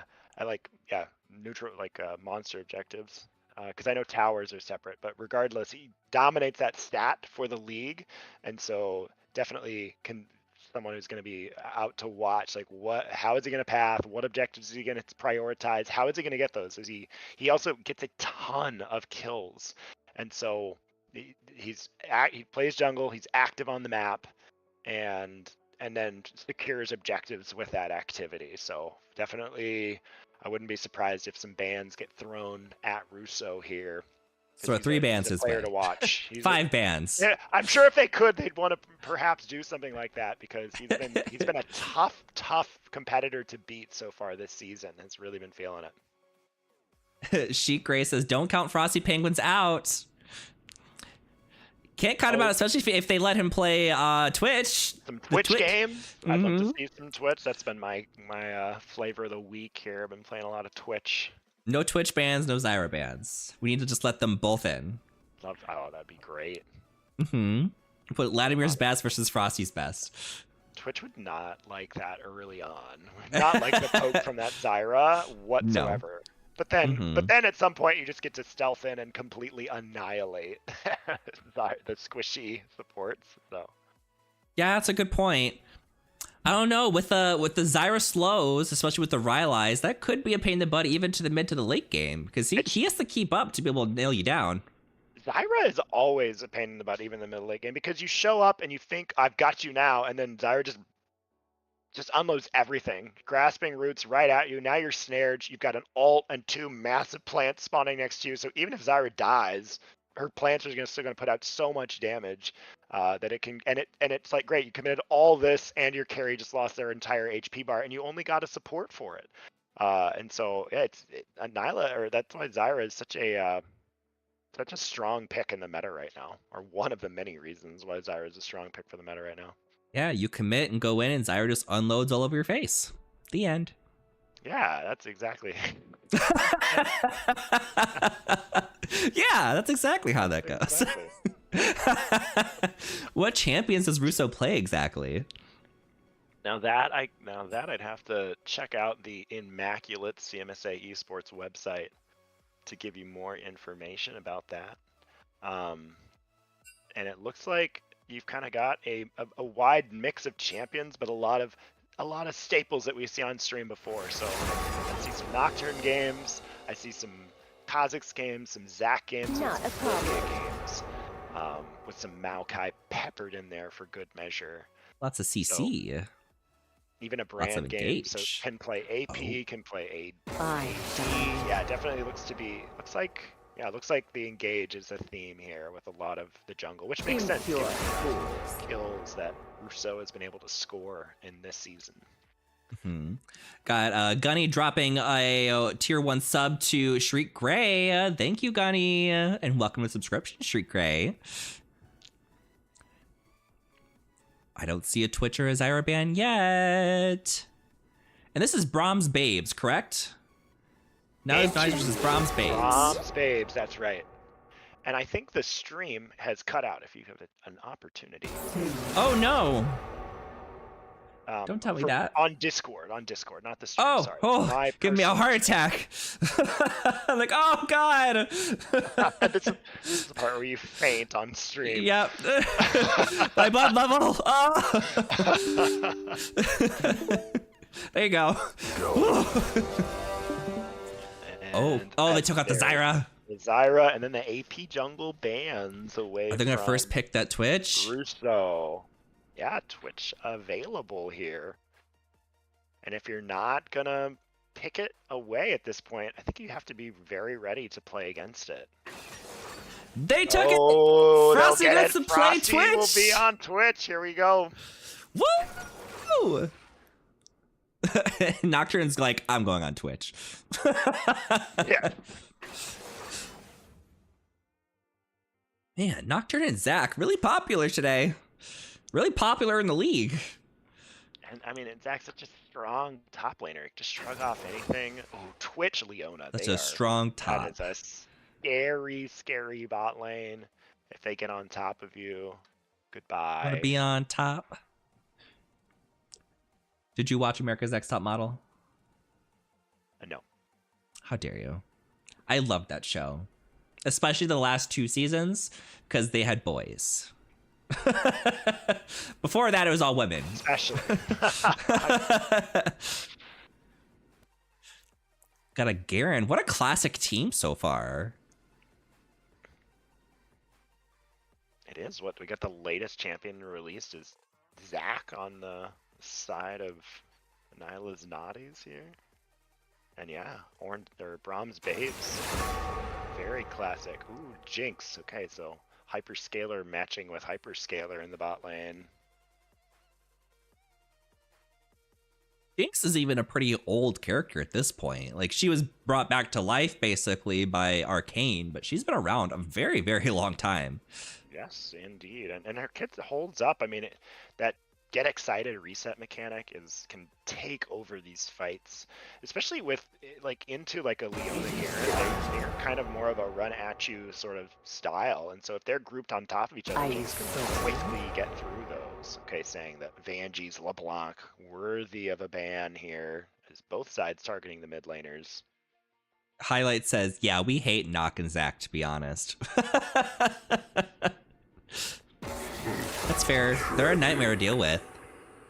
It's strong. Really in Soul Ban. And if you have to resort, like if your AD carry or bot lane gets really far ahead, you also can they can peel really well too. Like they can just kind of sit in the front line. So they have the great option of either diving the back line or like together and generating kills, because for some reason Zac does a ton of damage as a building full tank, or just sitting in the front line and just saying let's bounce and no one gets to move. And that's more the style that Jinx is going to want to see, is get Leona, get Garen, and maybe hopefully one other champion, and just have Jinx just rockets on 3 targets. Oh my goodness, I'm so tired. Oh, Lux. God, my goodness. Such a classic team on both sides still. Who are the last picks going to be? Watch them pick like Shyvana. Ooh, Shyvana. Would love more dragon. More dragon action here. Kha'Zix. Now pick a Rengar. just kidding. We already have a jungler on this side. So this time Russo not able to bring the CC out of the jungle, but can play very, very aggressively. And I'll look to see how well he knows this matchup into Nocturne. Is he going to be trying to prioritize ganks? Will he be using maybe the lane priority that Lux might have or Garen may have to invade this Nocturne and try to slow down that march to 6? Yeah. I mean, who needs CC in the jungle when you have Leona and Lux? Like, you got CC. You don't need to bring any more. Well, while I'm filling out the poll, why don't you tell me what you think about the team comps and who you think's gonna win? So looking at the side of Nyla's Naughties, they've got this Jinx who is very realistically going to be hitting 2 targets with her auto attacks on Garen, Leona. Even if they're bringing Garen from another angle and fight those out, one reset, she's going to be very, very mobile against this team. However, and then Pantheon kind of confuses me a little bit. It brings some like bruisery kind of burstiness to this team. The point and click stun that then the rest of the team can follow up on is gonna be big. And when I saw Vanjie play last time, like Vanjie knows how to sit in those brushes patiently and find those isolated kills, and has a lot of good squishy targets to do that on the other team. That said, the side of Brahms Babes, I do like their team composition. I think Russo, it's hard to underestimate what it can't be really overstated what he can do. And he's on Kha'Zix, a playmaker. And if he can find those kills onto Jinx and especially and can use Lux to help him out with those from long range, can use Twitch to kind of stealth into the back line, or even from the front line, hit Jinx all the way in the back. It just takes 1 or 2 autos to assist, and then Jinx is going to be down. Doesn't have a lot of protection in the pocket, only really with that Karma Shield. And once Jinx falls, there's not a lot of sustained damage. That said, I mean, the way that Nyla's Naughties played last game, I think would have another very much like a recipe for success, but it's a little bit easier this time for their opponents to get in there and check. They've got ways to do that with Twitch. They've got ways to do that with Lux, and they've got stealth. So it's going to be a little bit harder for them to get those clean picks. I think I'm going to lean towards the sides that's got Russo, and on the side that's got Frosty Penguins on a signature champion for this game number 2. So I'm leaning slightly towards Brahms Babes. Your poor voice. Go back to drinking your tea. I hear it getting weaker and weaker. Like, specifically as that conversation was going on, I was like, oh no, it's going more and more away. But I agree with you. I'm actually leaning towards Bronze Babes as well. As you were saying, Russo being so strong in the jungle, I'm fairly confident just hearing that they're gonna be able to eliminate Jinx with some relative ease. They don't have any like quick peel to get him off. Like Karma's peel is pretty slow. Pantheon's got a quick stun. Nocturne's Fear is gonna take too long. Zach has to kind of wind up his CC, so Jinx is gonna be taken out pretty easily and pretty quickly. Twitch is in a great position where he's got an amazing front line. He's got amazing CC, and he doesn't really have anyone who's gonna be able to get on top of him and just blow him up besides Nocturne. Pantheon's really gonna have to dedicate resources to get all the way back there, and even then, like I was saying, they have to deal with all of that crazy peel CC. So the odds are really looking in the side of Brahms Babe's favor right now. That's just my opinion, though. Sorry, Latimer's team. I feel that way, and then I see the way that Nyla's Naughties played last game, and gosh, if they're going to have to really think through how they want to play this, and I have no doubt that they're just going to roll over in this game. I think they can definitely make it competitive, even if their team even with like a team composition that we might not understand, they seem to be able to make it work. Yeah, I'm nervous for the Lux. Going Pantheon into Lux is not going to feel great. If Pantheon lands on you, you're basically going from 100 to nothing. So I'm nervous for her, but we'll see. Maybe she'll be very, very smart about her positioning. She'll stay way back, just focus on farming, maybe miss out on some kills, miss out on some farm for the sake of not inting, basically. Of course, OBS is not picking up the game again, so let's see here. Get it shortly. Lead game, capture specific window. We still got both teams in lane. It looks like a 5-point spread kind of coming out of both sides. No one quickly going for that invade. Although with Twitch you can arrive a little bit late. Come on, you can do it. Capture the game. 30 seconds until minions spawn. Nope, doesn't want to do it. All right, we'll do the emergency backup plan. Whee! That's what we got. We'll just have to all see my cursor. That's no problem.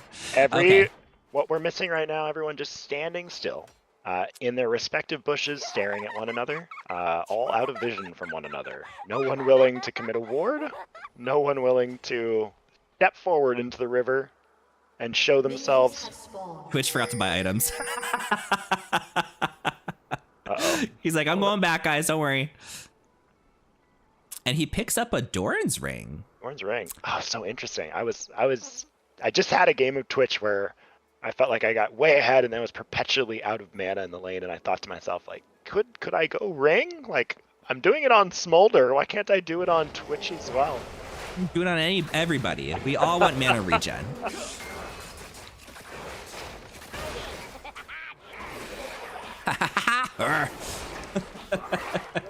What is the Twitch skin we've got here?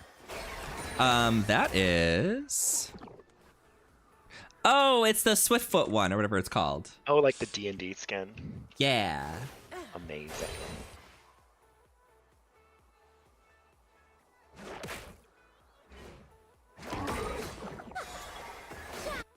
Oh, it's Karma mid, Pantheon support. Switch Rooney. Bamboozled here. Latimer on Pantheon support. This is new for me. I think this is better, at least for our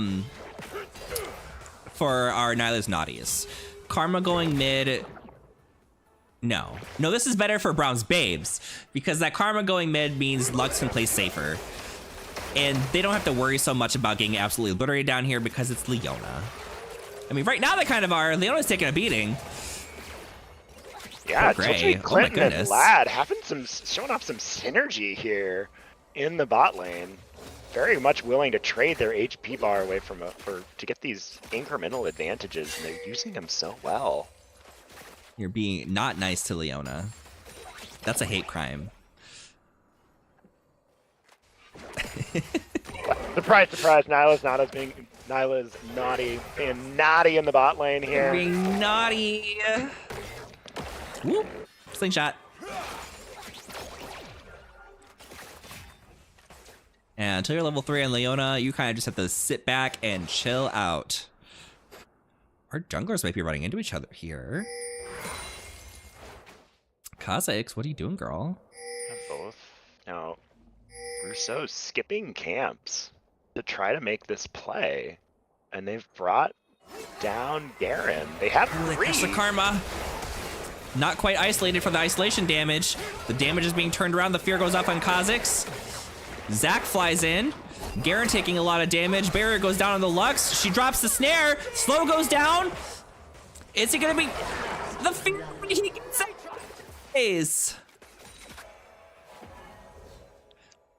Y'all better run. It's like Garen coming your way. What a play! I mean, almost like a design play. Russo clearing the jungle, skipping a camp, and just moving right into the enemy jungle there, and then calling in his laners to say, "Hey, let's go." As soon as they arrive, a brouhaha 3v3, and they barely come out on top. Well played by Russo, fully meeting expectations early. A brouhaha? What's that? Oh! Flash on flash! Oh no! She's taking some big damage in return. Cooldowns. Down she goes. Twitch is gonna try to take Jinx with him. The burn, the poison, but it doesn't get him. My voice is about to reach new peaks. Was it a solo kill? Because Jinx was not excited. I thought she was just gonna be able to run right away, but as soon as I speak, John, you're in so far, does have a passive Cell Division to make sure he stays alive, but keeping that sliver of HP bar as the elastic slingshots away. A sliver of health. It's sticky, so you don't drop it. They're looking at grubbies. Spin to win. Whee. Grubs being very important nowadays. I don't know what they did, but I'm definitely a lot happier with where grubs are right now. I feel like there has been a lot less fights in my games where they end up basically being make or break on these fights.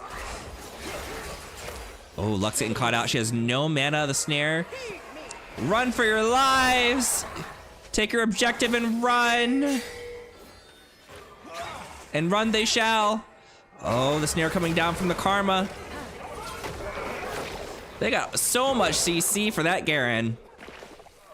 Yeah, and that was, again, a full send from Nyla's Naughties to bring their support all the way up to the top to try to secure grubs, but they didn't get any grubs. They got 2 kills, yes, but they gave away all the grubs, and look at this, there's no one home in the bot lane, so it's plates and plates going over to this Twitch, who is not the person you want to accelerate to a Blade of the Ruin King. He's happy to go into that and start to ambush all around the map. No kidding. He's got 34 CS versus Jinx's 21, so he's got the lead by quite a bit in a few categories.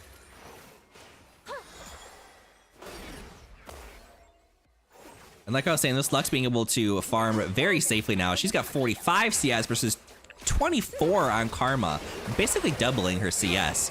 Leona coming to a fight here. She's gonna be catching a lot of CC and a lot of damage in the meantime. Twitch not being able to follow up. He loses vision in the middle of that fight. Blah. I'll be right under the nose. Both junglers on the bot side. Dragon is up. Nocturne heading down that way for the Scuttle Crab. Kha'Zix says, I want a kill. Leona getting caught in here. Oh no. Kha'Zix coming in to try to save Frosty.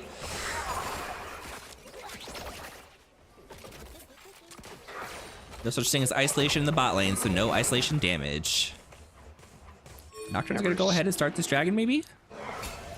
Yeah, they just chunked out bot lane. Rousseau is low. Destiny's Child knows he has some time alone and full on priority here.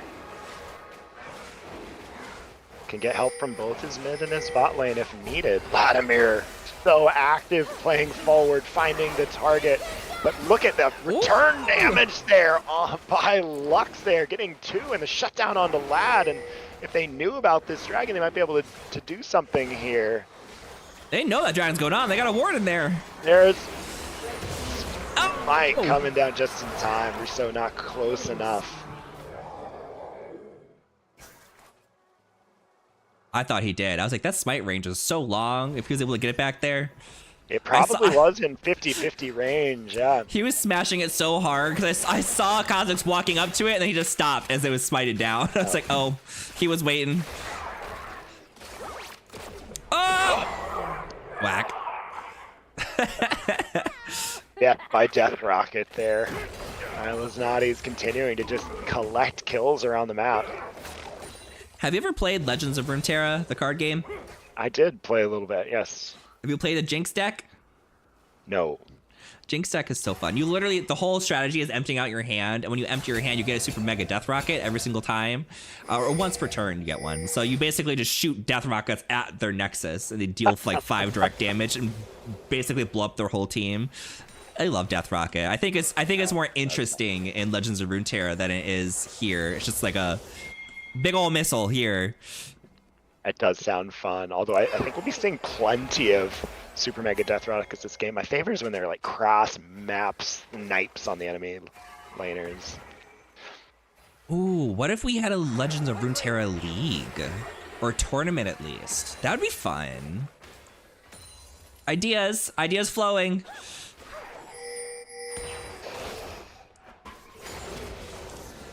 We're looking at the grubbies.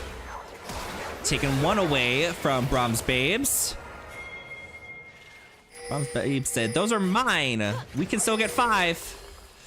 Pantheon flying in. Baby grubbies being not nice to Garen.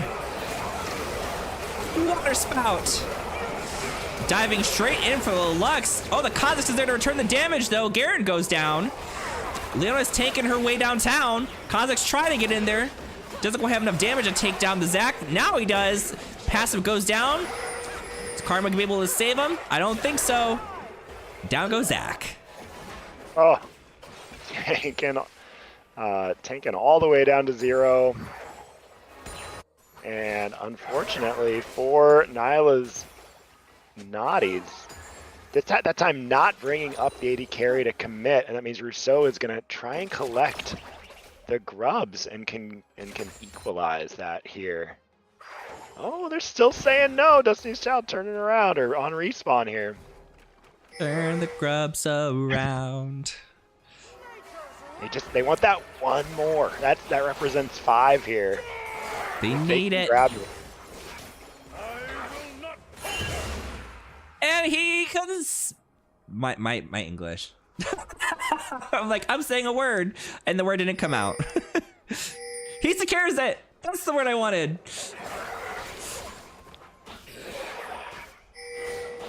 Ooh, what was that? A solo kill somewhere on the map? Jinx is no longer alive. So it looks like Frosty Penguin securing a solo kill onto Tiltery Clinton. Probably finding a Jinx greeting for plates there. You got to be so mindful of that ambush, especially now that Blade of the Ruined King is in tow. Mm-hmm. Both ADCs basically getting their prime items. Pretty even on the CS, pretty even on the kills and assists. Well, Jinx has got a couple more assists, technically. She also died one more time, though, so she's been off the map a little bit longer. Yeah, Kha'Zix being at 4-1. He's putting down the hurt, with Nocturne being a little bit behind. Got the teleport drop. Leona going right in on the Jinx. Jinx not able to move an inch before she gets whacked back down. Zac trying to make a move here. Is Kha'Zix gonna be able to get out of here? He's gonna Youmu's his way out. He gets yoinked back in. Leaping back in for more damage and flashes out. Leona taking a beating in there. Twitch is just sitting still, just autoing away. Sneaky, sneaky. Oh, they don't see him right there. Whee! Oh gosh, that gives me flashbacks to that TikTok that we posted of Frosty sitting still with the rockets, and I'm like, give her a kill, give her a kill, do it, do it. He did it, because we were just sitting there watching, and Twitch wasn't even like moving. He was just literally sitting still, going brett, brett, brett, brett, over and over again. Sometimes you're in the right spot. You just gotta unload. Just sit there and make him take it. Who needs the kite when you can deal more damage by sitting still? Naughty's always on top of these objectives. They know that their opponent likes to play around those, and you saw they brought the house there in the bot lane and didn't come out ahead enough to be able to take it. And so now they're in trouble. There's a Pantheon jumping in, but they're all just able to walk away. But they don't know about Twitch here, that it actually the tides are in the favor here of Oran's Otters, or of Brahms Babes. Are going to jump right in. Holy CC! So you want to take that dragon again? Yay!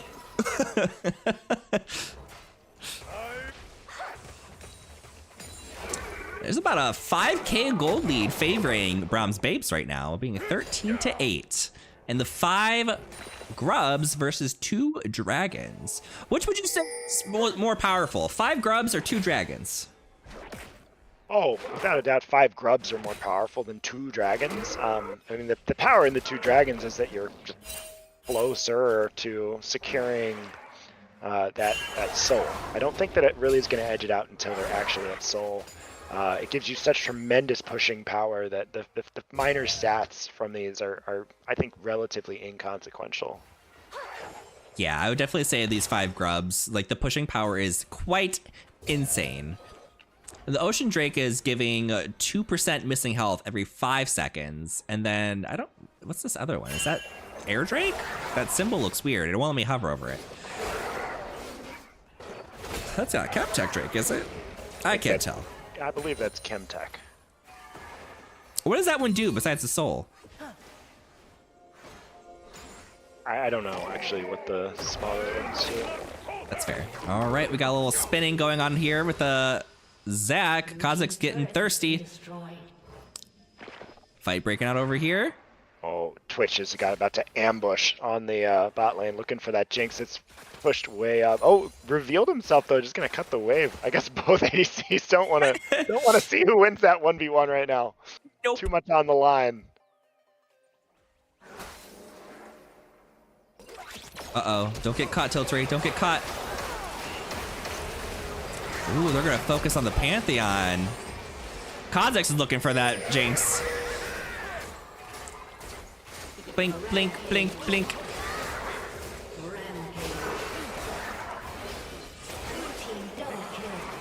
Destiny's Child, you're in danger all by yourself, girl.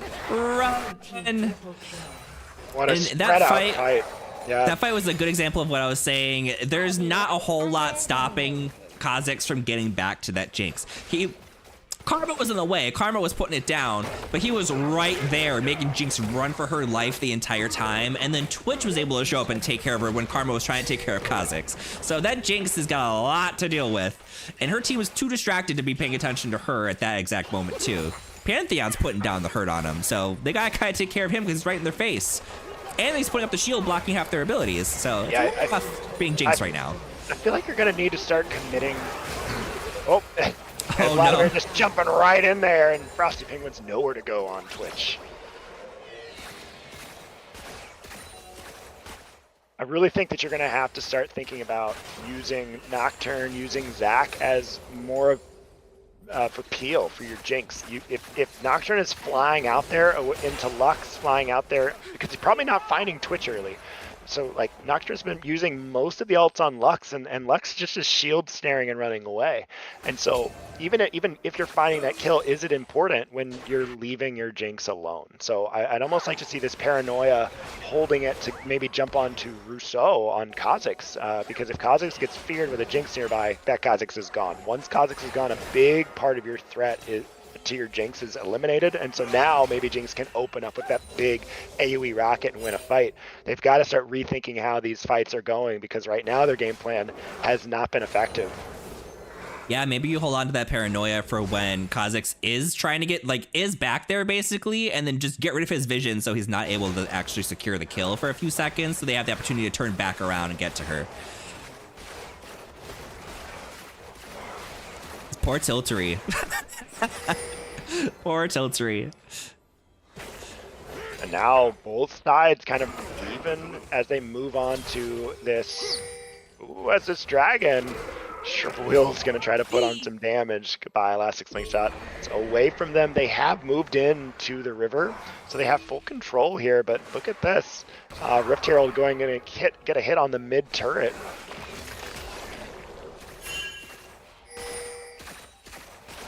They still do have bot lane river control, so they see that the Brahms Babes are moving through the river. John now jumping in there with Elastic Slingshot. This is going to go out. There is no target on Hillary Clinton, who's just putting down some damage from the backlines on Jinx, and it's a complete rout so far as the Rockets come through. Just excited all the way onto the backside as Frosty Penguins goes down, and Tiltery Clinton will clean up rocket after rocket, and securing that is red buff triple kill onto Tiltery Clinton, and that is the power of this composition. Oh, get excited, girl, get excited. Let it go. So much attack speed. A completely different team fight look that time, as they were the aggressors. They were all grouped up as 5, and they sent an Elastic Slingshot straight onto just the front line. Weren't trying to dive, do anything crazy, and they let Jinx just open up front to back with forming a pocket around that Jinx. And then look at that, is able to just get excited off the tower and run around. Without Jinx, this is just going so slow.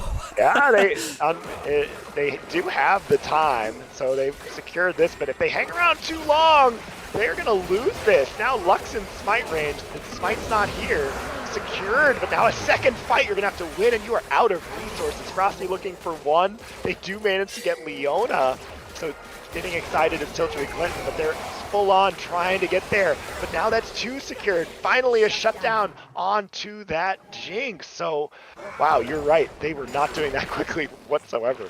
Not at all. My God. spell shield.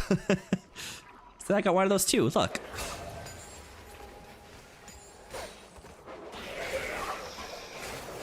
Do do do do do do.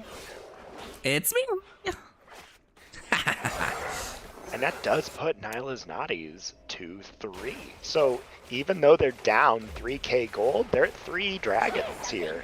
And it's going to be a Mountain Drake for them. So they're going to have a lot of extra stats, a lot of extra tanky stats here as they're going to dive into the bot lane.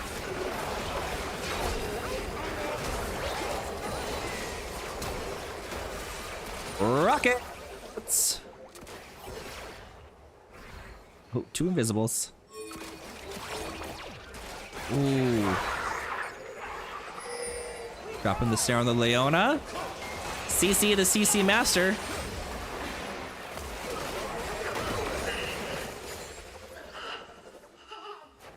My goodness. Nyla's Naughties, it does not feel like they are behind in gold. I mean, a moment ago they were down almost 4,000 gold, and they're coordination on them, and they're still not ahead. Even after winning the dragon, after winning those fights, after finding some picks, they're still behind in this game. Mostly thanks to the strong farm numbers on the side of Brahms Babes. But it just feels like their team fight is they've figured out a way to make picks and a way to fight with their composition, and now it's a puzzle for Brahms Babes to have to try to solve, because if Kha'Zix can't get in there and easily kill Jinx, they have a bona fide hyperscaler on their hands to deal with. Yeah, gotta get that Twitch and that Kha'Zix back there. They can't get distracted with those people jumping in the front. Wet noodle fight!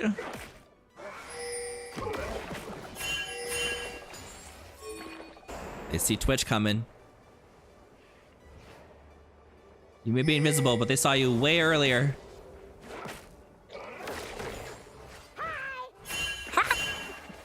It's so high pitched on that skin. Not used to it. Whee! Shrimpy wheels flashing forward. Can't Shrimpy find wheels. anything though. Elastic slingshot away, it says John.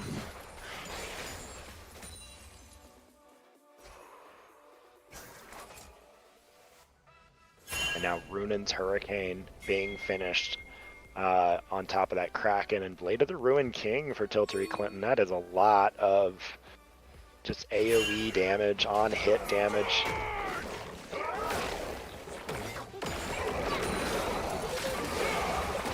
Oh, Twitch turns on the Jinx. Execute. Much easier to find that in isolation like that in that scrappy fight. And now Baron's up. Their main threat of a carry is gone. They have vision secure of this Baron if they want it. So they have the question now, do we want to push or do we want to try to find more picks? Ooh, Kha'Zix not able to put enough damage down to burst the Karma out. That means there's no jungler for this Baron.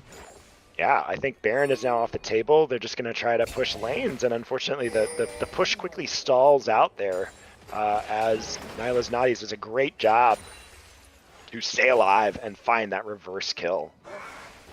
Staying alive, staying alive. Ha! Ha ha! I love the voice lines of these guys.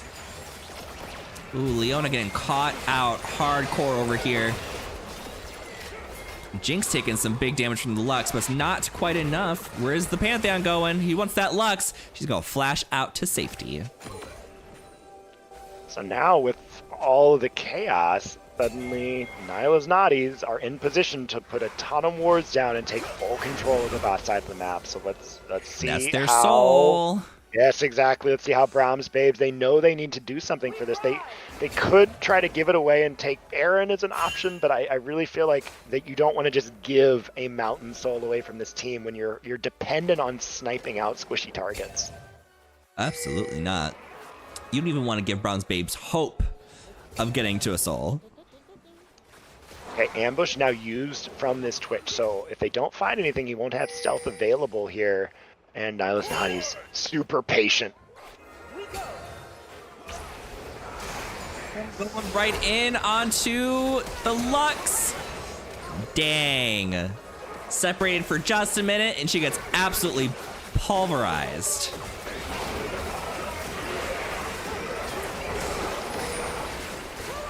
Twitch is in the back, but he's autoing the Zac, so only the secondary damage is flying back to the back line, so they are able to survive that with no issues. Holy cow, get excited!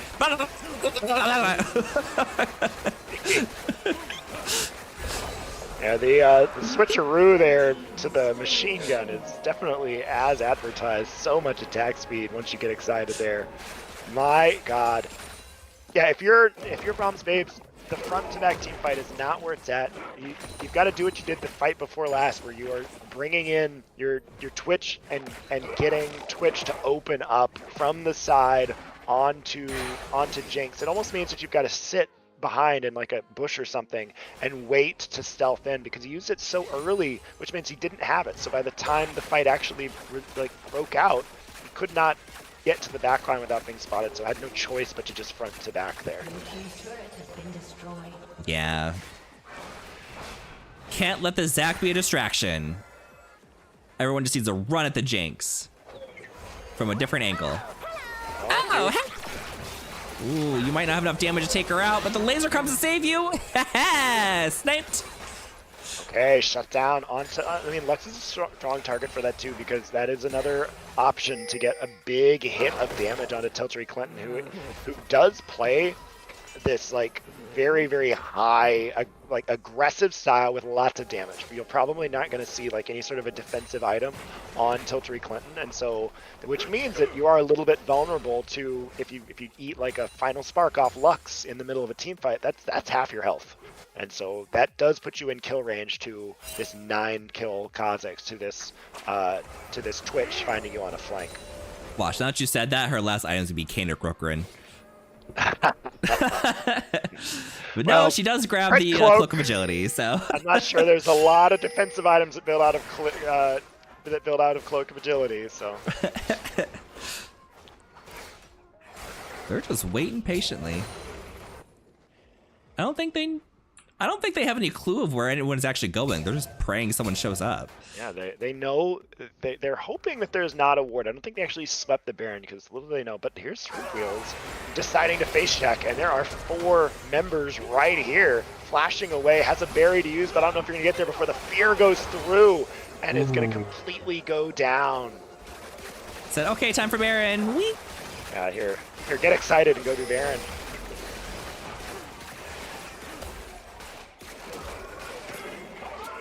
Incoming! Ooh, if I can get out the Lux. Free Baron! Immediate peel off. I mean, whoever's doing the shot calling here for Nyla's Naughties, everyone is so committed to the call. They start on the Baron, and as soon as Lux gets a little bit too close, they all collectively leave the Baron and just go, we're gonna fight now. It's a 4v5, we're gonna have it. And so they're just taking what the enemy is giving them here. Just such great coordination once again from Nyla's Naughties, playing this team comp. And goodness gracious, what is the answer for Tiltery Clinton on Jinx? Seriously. I mean, that opportunity right now where she's by herself is the only opportunity they have to maybe get something. But right now she's also got Baron. Garen might be able to outdamage her. Oh, no, maybe not. Uh-oh. Twitch is coming. She is half health. Oh, no. Bow. Tiltery Clinton going down there, saying just a little bit too long after that one kill, after the solo kill onto Shrimp Wheels. Impressive job. Just kind of put down the flame choppers and said, okay, what are you going to do? You're going to kite on top of the flame choppers and let me hit you? Yeah, it was a great play to be able to take out the Garen, but you also shouldn't really be by yourself as Jinx, especially against their team comp. So I expected her to be caught out there for sure. That said, if there's a time to do that, it's right now, because there's not any neutral objective up. She's going to be up with plenty of time for them to still get to this Elder Dragon 90 seconds early, which has been the play all night from Nyla's Naughties. And here they are again. Wow. Yeah, the Nyla's Naughties, they're saying run that same play again. Here's a pink. We're going to sit in this bush and let you face check us. Trying to bait so hard, but it's so obvious. At this point, like, nah. right, Brahms Page is so conditioned. Like, we don't want to go forward and face check again. But you're on a timer. That Eller's up in 1 minute and 20 seconds. So you're going to have to do Y'all something. need to go. It feels like Lad and Vanjie are going to commit to actually sitting here for a full minute at this rate. Although seeing the other team now on the map, they back off here, knowing that they have guns secured. The vision control on the bot side. Got Dragon in 55 seconds. Time to go sit for another minute. But Zach is all the way on the opposite side. So here's the cross map play they're going to try to make. 2v2 here. Tiltery Clinton brings the damage to this. They're going to have to turn onto that Jinx immediately if they want any hope. And they say abandon ship. Russo trying to run away there. And again, the top lane falls. Now they're going to fold and Twitch here on the other out. side of the map. Twitch is going to fall.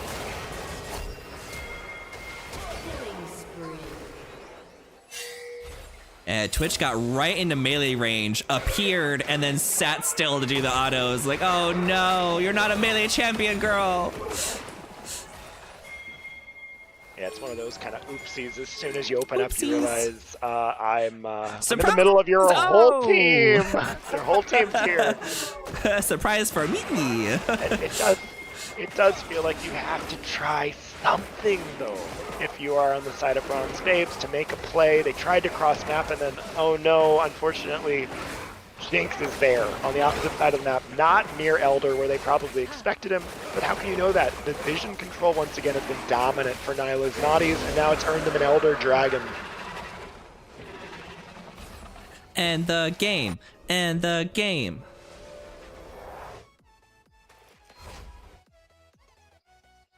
Let's just sit in this bush I love for how another committed they are. minute. There's literally no reason for anyone to go check that brush, but that's what I always think to myself in solo queue, and then someone will be there. So, and now they've found Skinny Marink, and there's the first of the Elder Dragon executes. Super Mega Death Rocket not going to land one, but now you've got this Garen once again locked down. Second execute now for Elder Drake. And it does feel like the end of this game. It is a death march here for Nyla's Naughties, trying to press through and end the game. Now that shield on Tiltery Clinton, coupled with Vanjie right next door on Karma, makes you just get to attack with impunity here. If you're a Jinx, there's nothing that can threaten you. Has been destroyed. They're not willing to just go right for the Nexus right now. Gonna play it slow, take at least 2 inhibitors. Gotta be safe, gotta protect this Jinx with all our might. They've built up such a lead here. Push into the bot lane. Leona going directly in, but she doesn't have the follow-up, but the Twitch opens up. They're burning. That was solid damage there onto the team. Hell yeah, it was. That successfully stymies that wave, but with Tiltery Clinton still at full HP. Twitch going a full-on hit bill with the Runon's third, but a Wit's End second. Wit's End, yeah, maybe Terminus coming out to just kind of build tanky.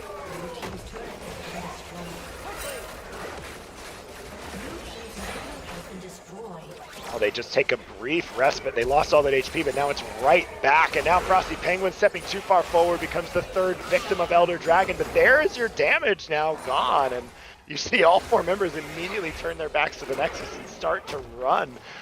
I think John just kind of For your lives. trying to say, take me. The team will survive beyond me.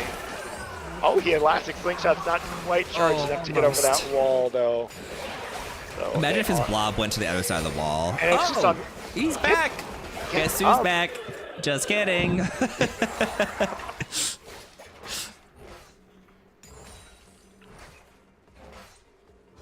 So they do stave off elimination for the time being. You know, and you never want to let any team hang around because, yes, it seems like Nyla's Naughties hasn't just just an unbeatable 5v5 team fight when it's just a front-to-back kind of death ball composition. But you do have a Lux who can snipe off this Jinx. It's going to do at least 60% of the HP bar, even through Earth Dragon. And then if you can find a flank from your Kha'Zix, or you can find a flank from your Twitch and take Jinx down first thing in a fight, there might still be hope, and you're late enough in the game that you can almost go coast to coast off of a win. So yes, Nylazai is trying to play it safe, but also you are letting your opponent hang around and giving them potential for a miracle. It does feel like it would be a miracle at this point, but there is hope. H-O-P-E, hope. Looking for this Baron. This fight is going to make or break this game. I can't find an opening to get in there and try to stop them. Kha'Zix trying to come in for the steal. And he takes it. Ooh, but they're going to lose everything for it.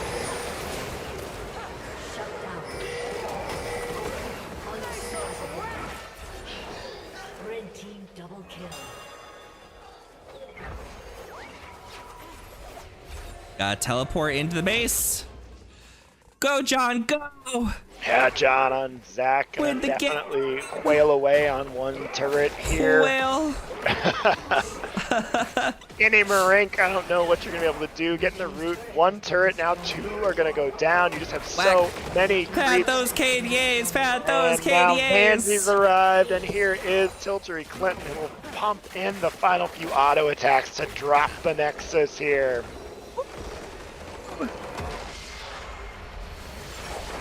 Well, 41 kills is what it took, and finally the Nexus has fallen. 2-0 now for Nyla's Naughties. Yeah, no kidding. I just got invited to a custom from Vibros. Is Vibros gonna be in this game? Oh, really quick. Who do you think was MVP for this game? I'm going to say that MVP was Tiltery Clinton on Jinx. I'll agree with you. Congratulations, Tiltery, on Jinx. MVP! That was a crap ton of damage. Yes. And great placement, too. Making sure you were staying in the safety, the little bit of safety that you had the opportunity to achieve. Hop down there. It's gonna be Vibros. Go ahead. Kaisa's Kittens here versus Nyla's Naughties in the final game. Kaisa's Kittens, Vibros, Gunny Hartman, Mowins, Saw-Scaled Viper, and one more that I can't see right now. Mars 376 here. 376! A lot of folks that are not strangers to the stream. I'm excited to watch this team play. Can they stop the momentum here? Gosh, the coordination that Nyla's Naughties had shown over the course of the evening has just been impeccable. Even with the team compositions where we're like, maybe this doesn't quite make sense, and their opponent maybe drafted a little bit better, it doesn't matter. They've just been at objectives. They've played, it's not like they've been getting ahead early. They've just been playing around the map. They've been playing as a team. They're consistently bringing up people to fight for those grubs, really showing a high value on them, and have taken a ton of dragons now. So, I mean, they've got a ton of momentum going into game number 3. Will we see a 3-0 tonight? Yeah, now I just need to actually vote for them as the potential winner and jinx it so they lose. Because that's how this thing works. Exactly. And I mean, they're and they can't count it out. I mean, they're also up against a team that is 2-0. It looks like as well. So both one of them's gonna be 2-1. Yeah, both of these teams have a lot of momentum going into this game. We saw Gunny on a Belveth jungle. Ooh, Viper playing Nyla, playing Vayne tonight. Vibros playing all over. Looks like it was Jungle Briar in one game, maybe mid Vel'Koz the next. All right. Really? Grr, give me that Yumi. That's what Tiltery says. Gunny says, rar, nah. Give me that Yumi. Not the Yumi. Yumi is my least favorite support to have in my team. I hate having a Yumi. As an ADC, I hate having a Yumi. But I felt very red earlier today because I saw a TikTok that said people only hate having Yumi on their team if they're sensitive about their own skill level, because Yumi's so dependent on you doing well, you can't depend on the Yumi. And I felt red to filth. Maybe that was true in Mountains other and Gunny, oh seasons. my. Maybe that was true in other seasons, but like now with supports having so much control of the lane to just like say, oh, my AD carry is going to carry this. No. The support carries the bot lane right now through They all really the way do. through laning phase, and so it's you really don't want your AD carry being put in that position. No. Like why are they all in spectate? Get out of there. Go back to where you belong. This is my space. Maybe they're moving sides. No, Although they're just Kai'Sa's being silly. Kittens- Oh, maybe they want to rearrange. LCS order. Maybe. No. There we go. Maybe playing jungle. I don't know. Okay. It is nice when they do LCS order because then you don't have to move everyone around and spectate beforehand. They're just there. Just there. Said, we've been practicing. Gunny says, hey, Kevin. I need a snack. Kevin. I feel like my blood sugar's low. I'm gonna get a Pop-Tart and some water while we're waiting for them for 2 seconds. I need to find a new voice here. Yeah, replace your voice box.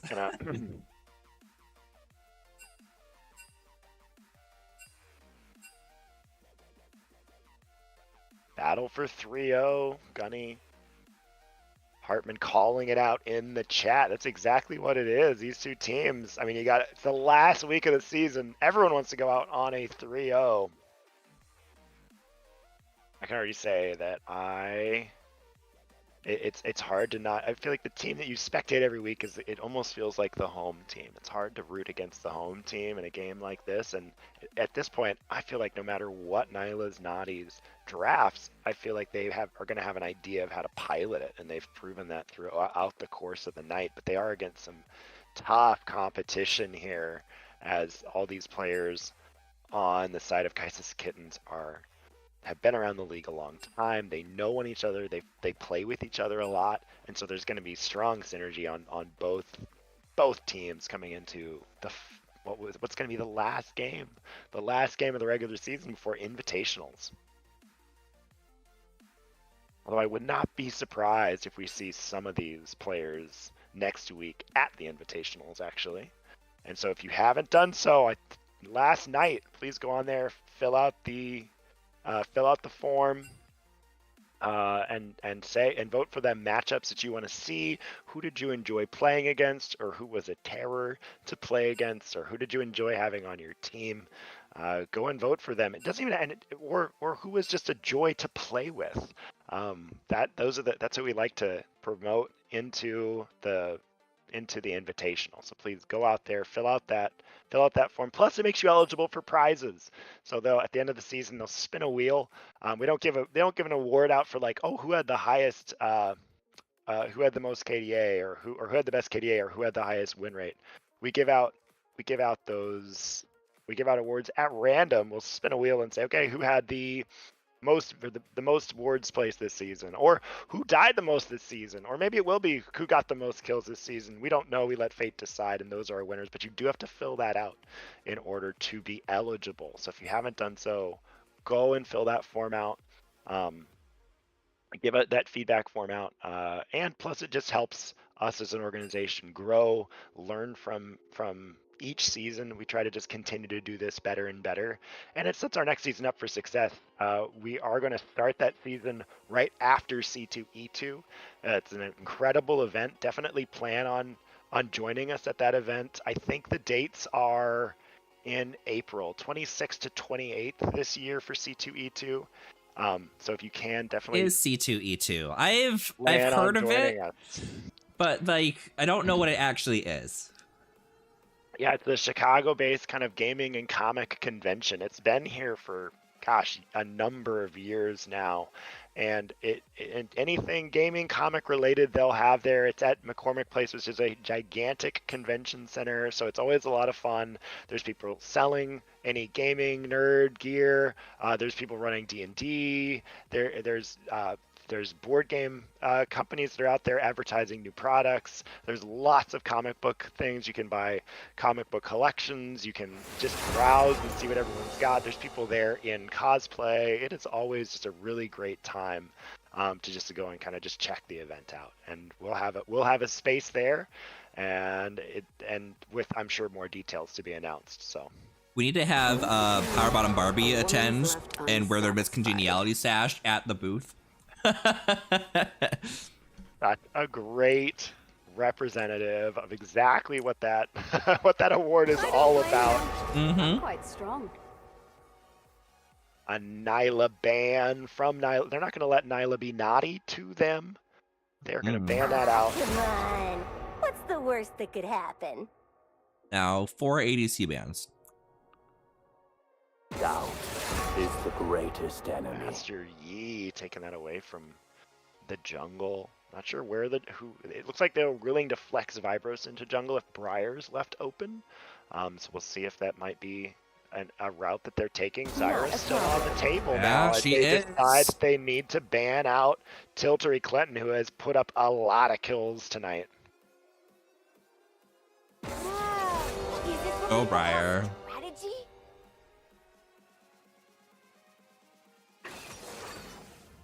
Arma locked in, can definitely hold her own against a Zyra pick. And can go mid, so puts a little bit of pressure on Nyla's Naughties. If they want to pick Zyra, it's probably going to have to be here 1-2. And Vayne, the signature here of Tiltery Clinton, coming out. Vayne Nocturne. So Another just locking in Nocturne. some strong picks here. They've been having so much success with it. Kind of proving that those nerfs not enough, really still working well with it.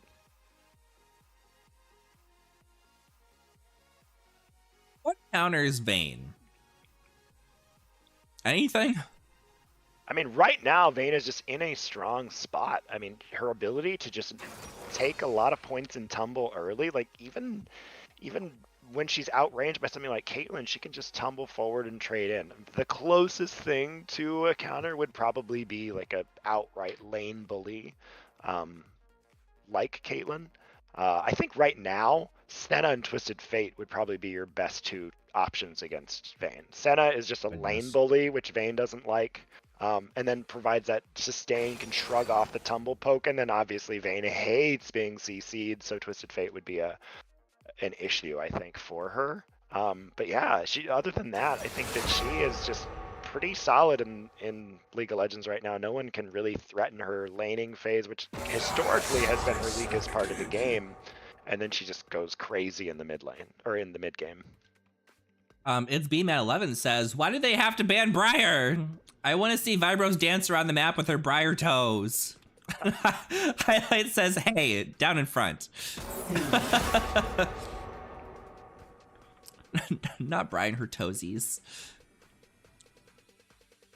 Because they left her barefoot, didn't they? They didn't give her shoes. That is, honestly, I've not scrolled my mouse cursor enough to like zoom in and take a deep analysis of Briar's toes. So I'm not sure. That's the whole point. Whenever a new champ comes out, you're supposed to zoom in and look at their toes. I didn't know that, honestly. You can't because no one else has their toes out. It's just Briar. They were catering to a very specific audience with that champion. Is that true? Surely, I mean, I guess some of the beasts would probably have their toes out. But yeah, I guess I had not considered that. That's not the same. We're talking about real toes. And Briar has real toes. Okay. Lesson learned. He's humanoid.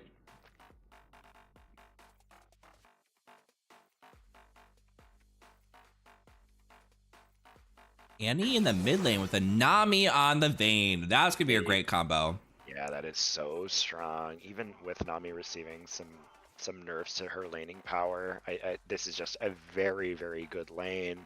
Having that ebb and flow to immediately heal back up. any sort of poke for onto Vayne is just so useful. And then once you get into the mid game, giving Vayne a slow on all her auto attacks and giving her extra movement speed is huge. But look at that. Smolder Up and against Brilliant Soul! Smolder. Woo! The dragon composition. Here we go. I'm so excited.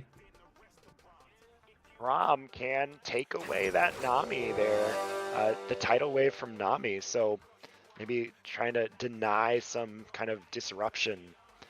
Okay, game 3.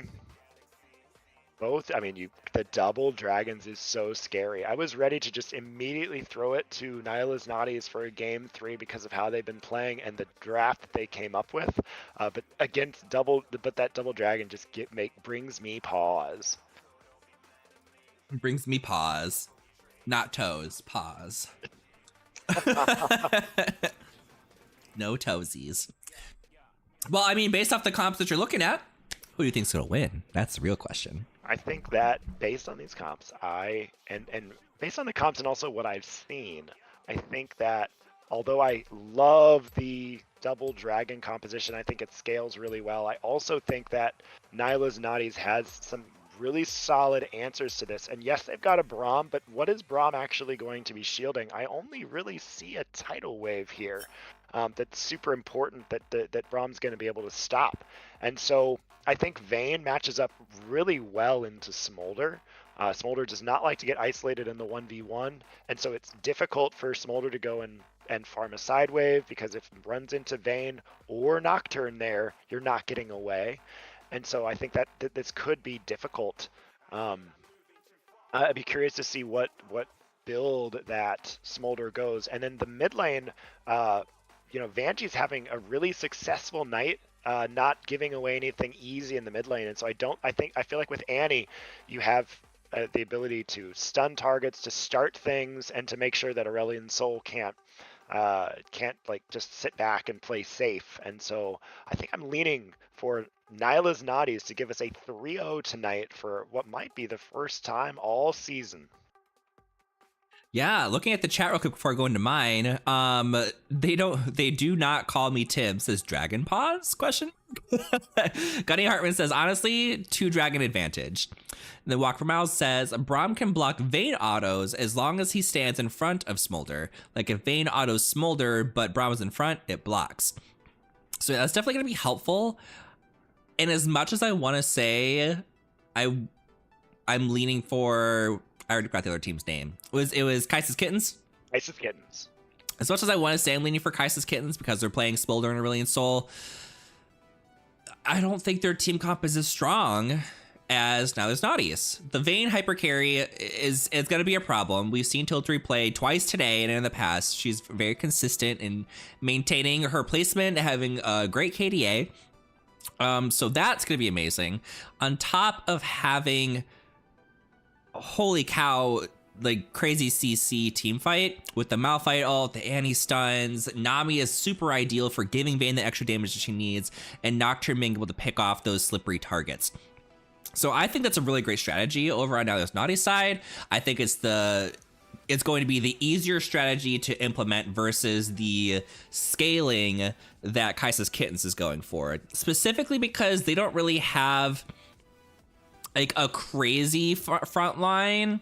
Like Braum, yes, is a front line and he's Peel, but he's not a threat when he's up there. He's just a nuisance. Whereas if you put Malphite up there, he's still a little bit of a threat, on top of Nocturne also being a threat. Also, I could be proven wrong. Viego could get really crazy here. Viego could carry this game just as easily as Vayne could. But if I had to look just at this, I would say it's going to be going to Nyla's Naughties. The end. Okay, we will be seeing how this shakes out. I agree. Both these teams could take it. Like there's potential in both sides, and it's both these teams are 2-0. It's the last week of the season, so I'm expecting this to be a good one. I think we're in for a treat for game number 3. And now that I voted for Nyla's Naughties, now they're gonna lose. It's gonna go to Kaisa's Kittens. Thank you for following, Fakov. That means we're 15 away? 15 away? We're very close. We're almost at 500. Woo! Ginger Oxide says they want to explode somebody, but Karma and Braum will just say no. That's true, but you do have the consistent damage coming down from the Vayne. The Vayne can take you down even through all those shields and all that craziness. But it's very 50-50. Like, it could go either way, to be honest. Yeah, I think the team comp is actually not going to play as big of a role into this game as straight up like the overall kind of decisions on how you're going to play the map. Like, how are you setting up for objectives? How are you taking your fights? I think that's going to be the much bigger influence on this game than just both teams pick comps and run at each other, because I don't think that's going to be happening. Absolutely. Being down there. Now it goes down here. But I see a stack here. 3 members of Kaisa's Kittens moving through the jungle. They found Tiltery and tagged him and trying to flash away. The bubble, though, comes through, and Tiltery able to walk out with her life. That was a huge aqua prison there from Vladimir.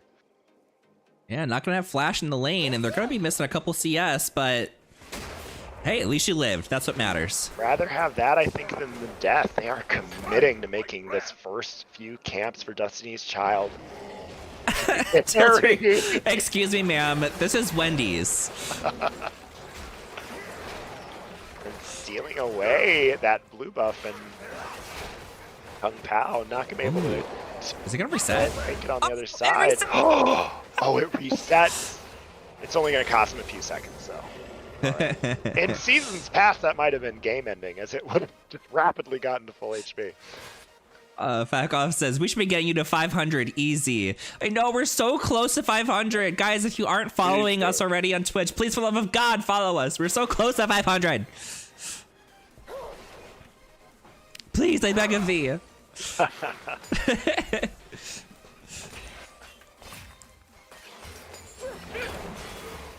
Uh-oh.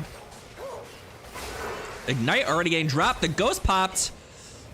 Ooh, the Braum stun saves him. And Vlad and Tiltery have just been popping off level 1 3 games in a row now. They just take the HP lead and they start to accumulate free farm with it. Seriously, they're not being nice. They're being abusive. This is an abusive relationship. I'm reporting them. Getting the flash now from Soft-Killed Viper. I love the aggressive play here. Be aggressive. Be aggressive.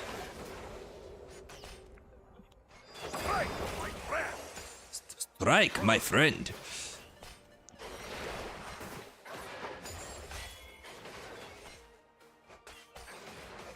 Oh, you're just kind of glued down here as these two go back and forth. Although the pushing power of Smolder is allowing them to get kind of the edge here. I think it's more the not ability to push. That's on true. Vayne. There's a complete inability. But you've got an HP lead and a long lane now, so you have to be somewhat scared number about one. the jungle here. Destiny's Child pulling up behind Mars.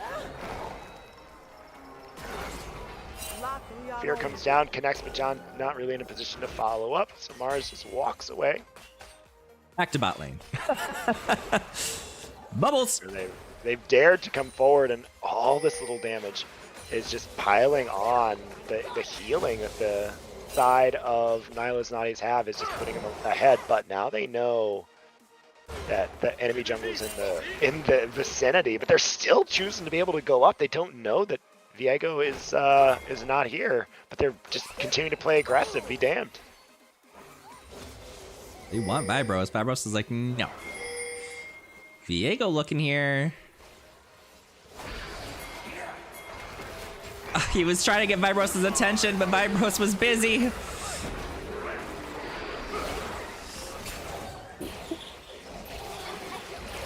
Get those stacks, get those stacks. Miss Vanjie. Miss Vanjie. They bring up the Miss house. Vanjie. Oh god. Thank you for following Trend FOF. Oh my god. Getting so close. Soft-skilled Viper, you are in the wrong half of the map there. Completely cut off in one auto from death. Are you going to be able to find a way out? They don't see you on vision anymore. It looks like there might just be no way to get out of this. And finally, it goes over. Latimer securing first blood. They still wanted that to go to Tiltery Clinton, and now they get to base the kill and a small CS lead. Excuse me, ma'am. This is a Wendy's. Looks like he's getting grubbies. Viego is heading that way himself. Karma also rotating over here. Things might get a little hairy. What you want. 3 soon to be collapsing. Ooh, 4 collapsing. And forced to flash away, so 2 there now going to the side of Kaisa's Kittens. They said, we're not sharing objectives. These are all ours.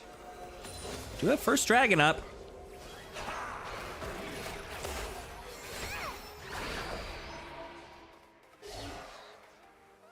Viego's definitely fallen off the map a little bit as far as 80 junglers go. I played him for a minute. He is very, very good. Did they do something to him that must have like made his sustainability or something? You know, I know they've hit him repeatedly with some nerfs because he was in such a strong spot for a while. But I'm not sure where his point of struggle is. If it's like, is he unable to duel early jungle, early junglers? Is he just not strong enough ganking early? Here they go. Tiltery Clinton, you are in pretty far, but you have Lad to help you. Missing the Aqua Prison. She gets out. Stun landing. Gonna get out. Now they have brought 4 to this, and they're pinging the wave to see if they can bring more, but it looks like they're gonna decide to turn for Dragon, having secured it by virtue of winning a big HP advantage in the bot lane. Nocturne's looking to come and stop it. Not level 6, so smites are low damage, but there's 4 members here for for Kai's Kittens. Gunny secures the dragon. Time to turn the fight around. We don't want to get caught by any of those anti-stuns. Run! Here comes the Vayne Ghost. Get her vision. Whack. 2, 3.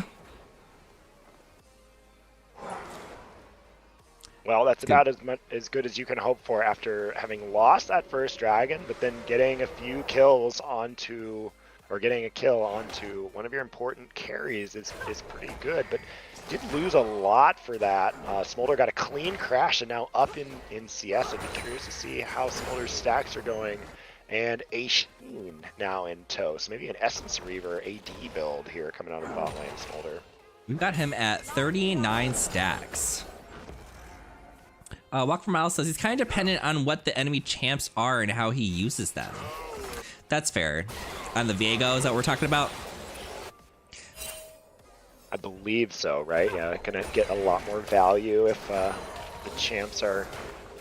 And I don't know what about the meta would be like, oh, it's not as good because maybe they're all dependent champs. It was with the new season. They took out, they changed Death Dance a lot. The Kraken Slayer build got nerfed. Divine Sunder is gone.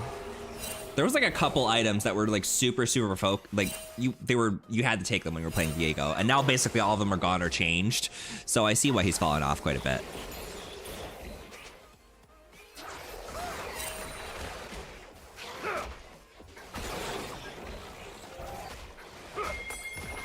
Get a lot of plates down here. Got that turret at half health. Yeah, and they've committed Nami on the opposite side of the map, so Lad is being very active, but Vayne not able to stand on her own underneath the turret. Can't do a whole lot more other than just take what creep they'll give her at this point. We'll catch a Nocturne out here. Malphite ult goes down, the bubble misses, but the Viego ult, but not enough damage. just by virtue of you have a numbers advantage here, so you're going to use it, and now they're going to look to see if they can get these last 3 grubs. Unfortunately, their opponents got 2, so they cannot get up to 5 in this game, but they are following through this game plan. They've done the same thing for the first 2 games, and now in game 3, they brought up their support. They give away a lot of plates. They win the grub battle.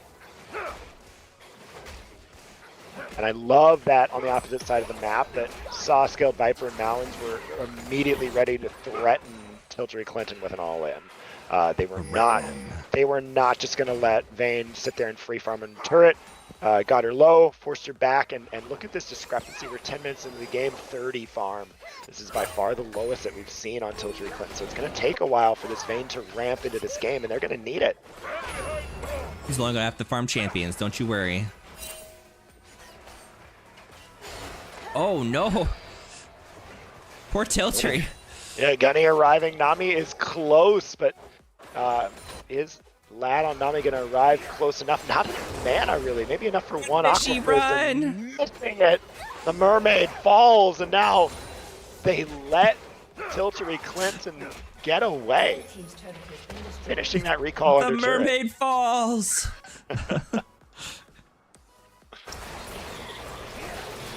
Note to self, play Smolder against Vayne. Blast her with all your sneezes. This is what you want as Smolder. I mean, you're in a 1v2 lane practically as Vladimir is committed to helping out the team elsewhere on the map, and Vayne does struggle in this 1v2 position, especially under something that pokes as well. Yeah, she's got no wave clear. And even like I don't even think going for like a static shiv rush, even if it is really cheap, is the right play here, because it's just too early for that to have made much of a difference. And taking every plate off the bot turret, just gigantic here. Smolder is definitely well farmed, and look at that going into Essence Reaver here soon.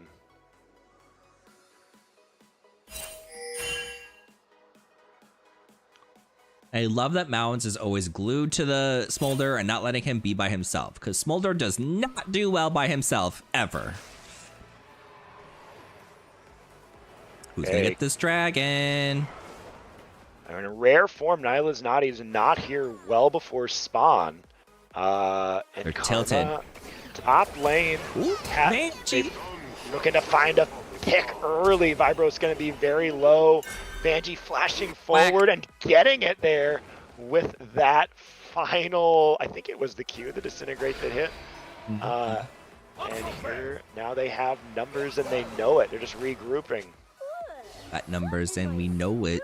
So it looks like Kaiser's Kittens is just trying to stay close enough to threaten and buy time for Karma in the top lane to just take plates right now, as they're gonna maybe they'll go for a steal, but it looks like they just want to slow down the pace of this dragon mostly. Yeah, Vega's already decided he is not trying to go in on that. He's like, I'll go clear.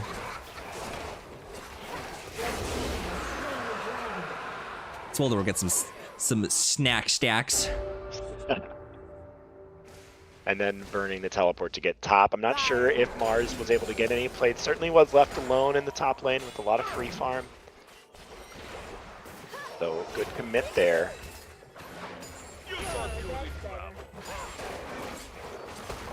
When I built the Essence Reaver build on Smolder, I wasn't feeling it.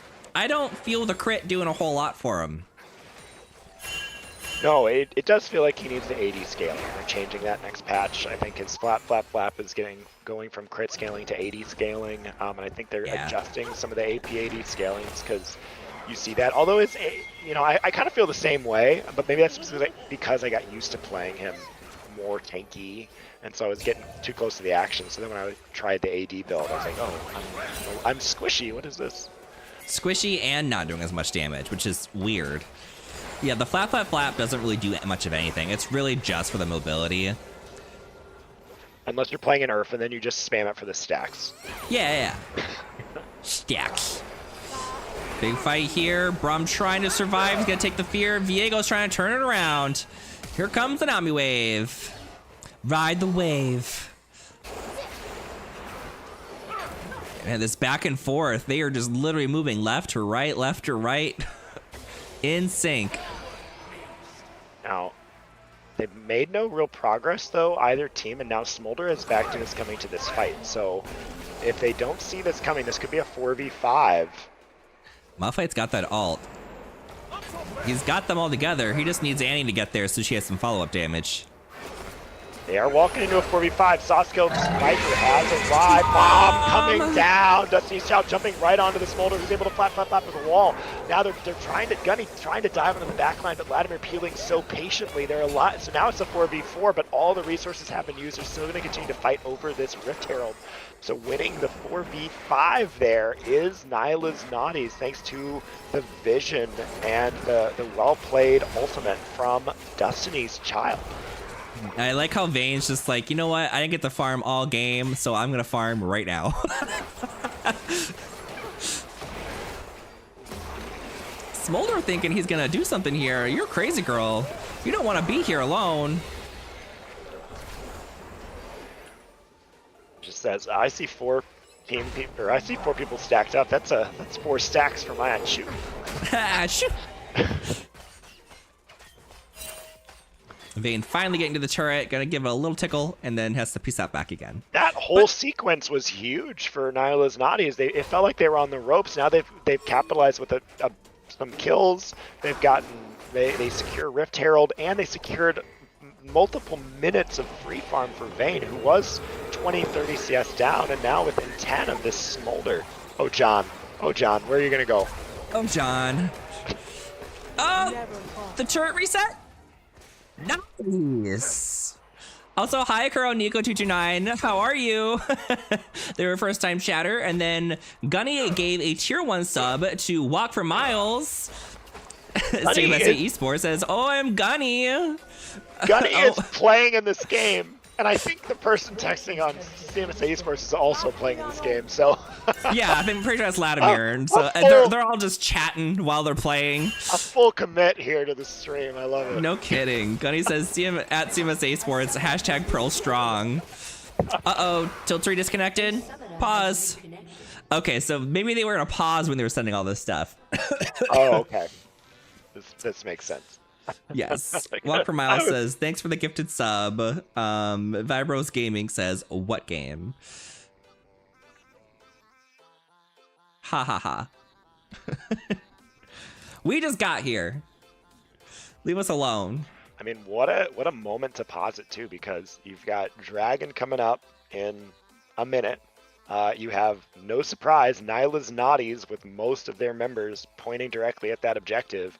But like the gold is very, very even between these two teams, even given like the kill differential. So you've got major items having just been completed for Smolder and Aurelion Sol and Viego, although they probably still need a little bit more time to farm before they want to like seriously contest this dragon. But hey, the mid laner and ADC on the side of Nyla's Naughties do not have major items completed yet. Or no, Annie's got what is the name of that one? Malignance completed. But not Vayne. No Blade of the Ruined King here for Tiltery quite yet. Malignance is an interesting choice on Annie. I'm not saying it's bad. It's just she doesn't. I guess she ults kind of consistently, but it just leaves the burn in one spot with her, as opposed to like a lot of people who use the Malignance, their ults like follow people, so the burn follows with them. So I think I feel like there's better options. Like I feel like the rapid fire cannon maybe would have been a little bit better as far as prioritizing a little bit more damage. You mean Storm Surge? No, I mean rapid fire, not rapid fire cannon. You don't mean Annie. I would love to see the Annie Luden's companion. There you go, Luden's companion. Okay. Luden's companion. Yeah, I feel like Luden's companion would be a little bit more consistent as far as a little bit extra splash damage, a little bit better wave clear. Whereas this burn isn't going to be doing a whole lot. It's Beatman says Maligma, and Walker Mouse says Maligma nuts. And I think perhaps it's not the I forget the name of the passive. But I also know that it gives you your ultimate ability haste, and so maybe that's why Annie is building Malignance here. That's a is good that point. she wants to have Tibbers up more frequently, and then the other passive is just kind of a bonus. Maybe it'll be useful, but like I guess it's helping your Malphite do a little bit more damage, and yourself doing a little bit more damage with the MR shred as well. And what But I Vibro do- said, R plus stun to keep people in the field, but it's super niche, is what he said. Yeah, I mean maybe niche, but I do think, I mean, having Tibbers up, that is the core mechanic of Annie, and so having Tibbers up more frequently, never bad. I feel like that shouldn't be a thing with champions. It shouldn't be so focused on, hey, the champion has to have their ult up to be basically useful. Yeah, it I've gets u- really weird in certain champs where so much of their power budget goes to their ultimate, and and then it just becomes like a nightmare to balance because they're just so defined by that one ability. Skarner was notoriously kind of difficult for a long time because of that. It's like his ult was just so good that the rest of his kit couldn't have anything in it be meaningful. I mean, so it's still kind of like that right now. I mean, they added the stun to the E, so that's nice, but we're still waiting for that dang rework. They keep saying, oh, it's gonna come out, and then like it's been like a year since they said it was actually gonna come out, and now they're like, it's still gonna come out, and it's still months away. I don't know what's going on with it. They must be having some serious issues. I know they added a lot with the interaction with terrain to his kit, so maybe they're having some issues with that. That's the only thing I could think of. I mean, that's a big thing to include into a character, so I could see how that could run into multiple issues, especially as you change other things. Like as you change the terrain of League of Legends in any kind of way in the future, now you have to deal with that again. that's true. I mean, it almost seems like you have to figure out, are we going to change the map significantly in the near future? And if so, let's just think about Skarner's rework with that, which I would love if that's what the delay means, that they're actually going to recode Summoner's Rift, give it a fresh coat of paint or something, or change They it just up in a did! meaningful way. Yeah, did. Oh no, well they made map changes, but I mean like an actual like graphical update overall, akin to what we had. I think it was a decade. I ago want now. Winter Rift. Oh, I would love a modern version of Winter Rift. That'd be awesome. Yeah, they better do it this winter. I'm so sick of just the plain old Rift. I want Winter Rift. I want snow. In the game, not in real life. We don't want snow in real life. Tiltery said, my internet company put my modem in the very back and one of his pods isn't connecting. He's connected his computer to a Wi-Fi pod. And then they said, now Vibros' team has a DC. Okay. Gunny said, Tilt unplugged Mars's Wi-Fi too. The plague spreads. Well, now they have an even 4v4. 4v4 when we go in. 2v2, but we pick who. It's B-Man says, Riot doesn't like Winter Rift. It messes with their spaghetti code. I love Winter Rift, though. Fix your spaghetti. Add sugar. And I want to see all the game-breaking bugs that emerge. I mean, you're gonna have so many TikToks. It's like, just imagine the marketing you're gonna get. Just roll it out. Bad marketing is still good marketing.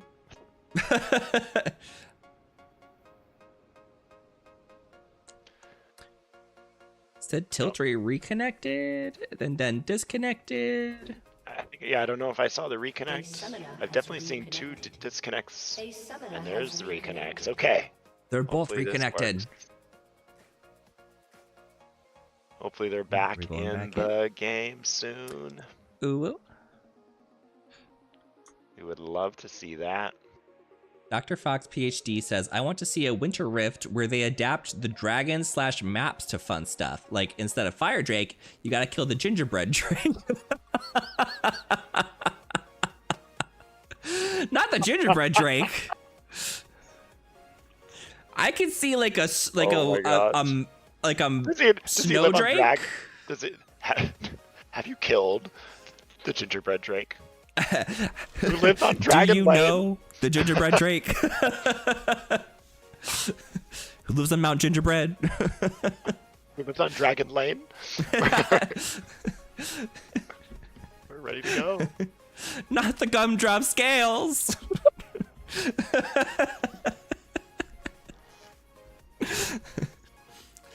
Oh my god. She's married to the gingerbread Drake. The gingerbread Drake. The gingerbread Drake. Okay, I'm having too much fun with this. It's Beeman says, you're a monster.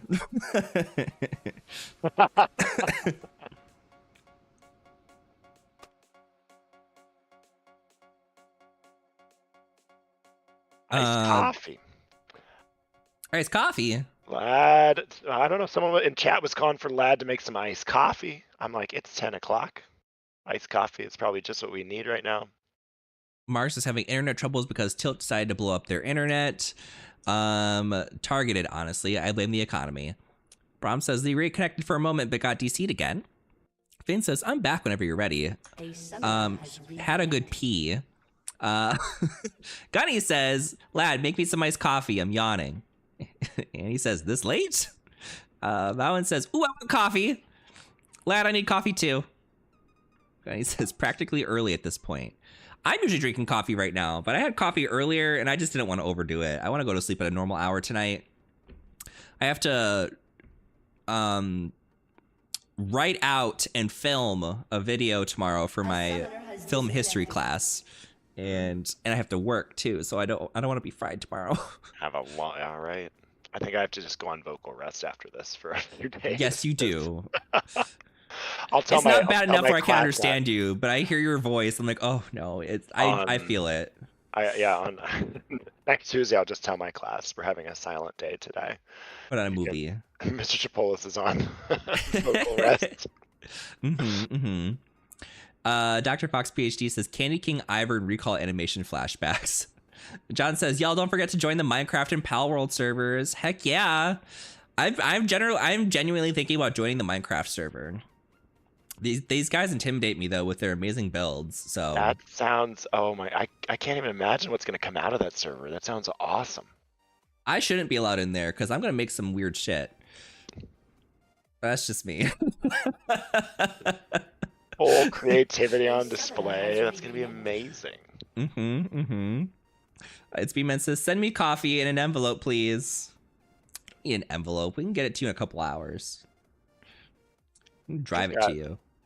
If they've got boxed, I'm sure they've got boxed coffee and bagged coffee. We can make that happen. Yeah, I can stop at Starbucks and get a whole box of coffee, like brewed and ready to go. You just gotta put it in the microwave when I get there.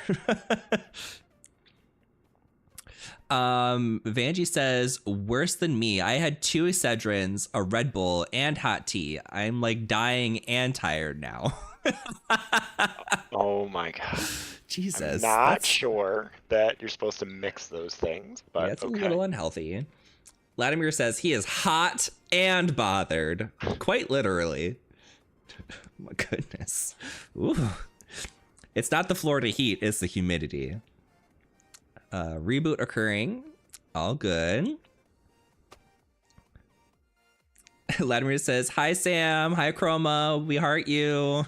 We heart you too, Vladimir. Heart you as well. Absolutely. Dude, what's this heart? The Ari heart. Or the trending... what is this called? You can't see it because you can't see me, but... I'm looking at the stream, so I'll see it in a few seconds. Yeah, I'm holding it up so it doesn't go away. It's this one. This heart. Gunny Hartman says, puts on bow tie just to impress Sam. Walk Up for Miles says K-pop heart. Okay, K-pop heart. Got it. Oh, K-pop heart. Okay. Yes, I see it. Okay. As I put it down like literally 10 seconds ago. I'm surprised it went through that delayed. Oh my goodness.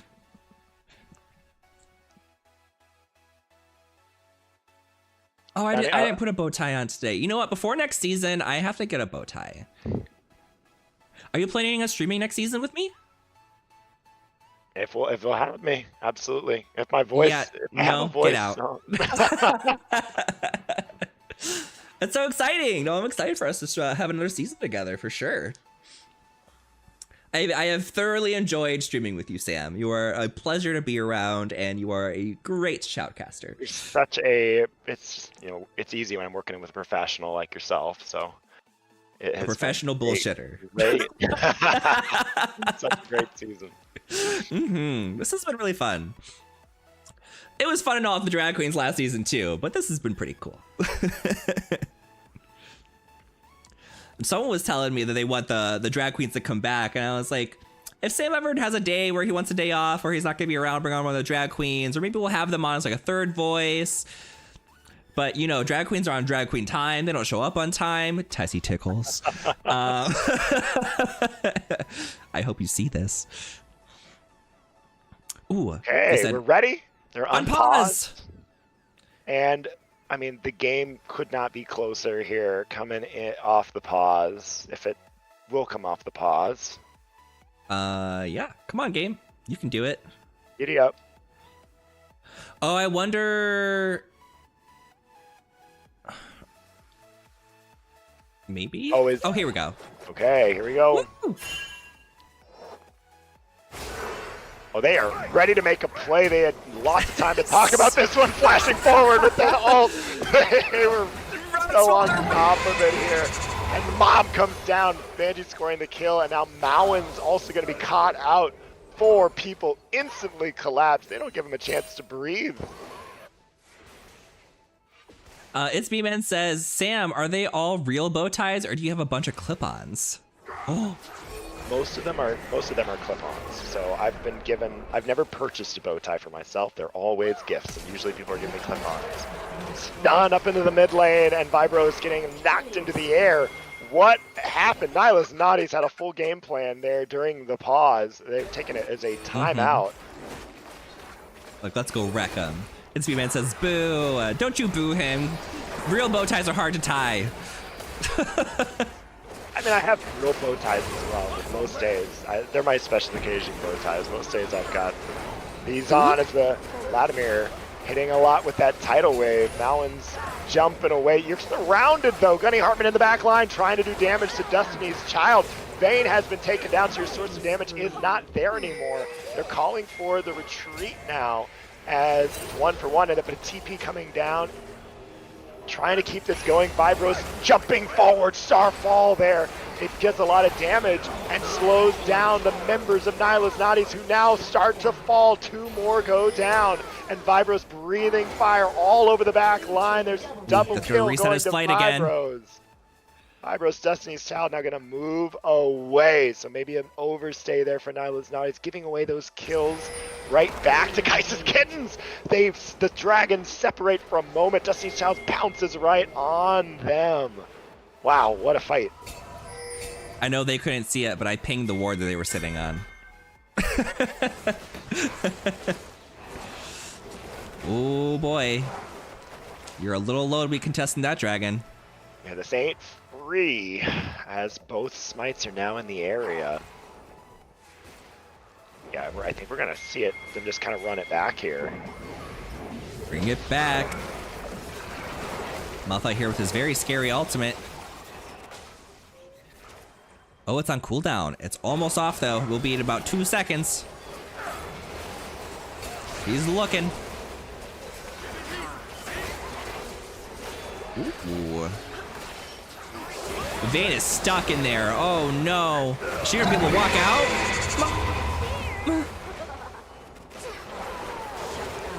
Tiltree keeping just enough distance to get out of Gunny Hartman's reach. But he's going to catch the fishy. Is he gonna be able to survive? And that's gonna be a dragon over to Kaisa's Kittens.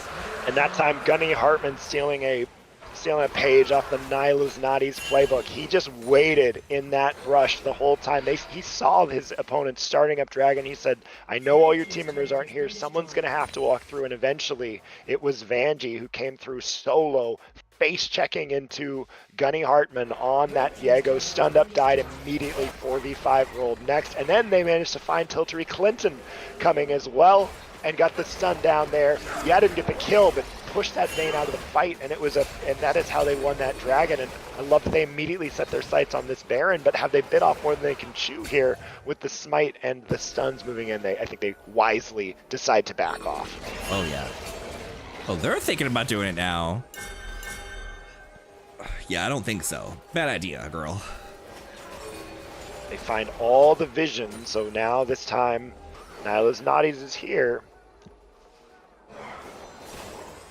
Malphite's ult is still down, but it's very close to being back up. Ooh, they catch the Aurelion Soul out. Yeah, one of the two dragons now falls, making this fight much more difficult.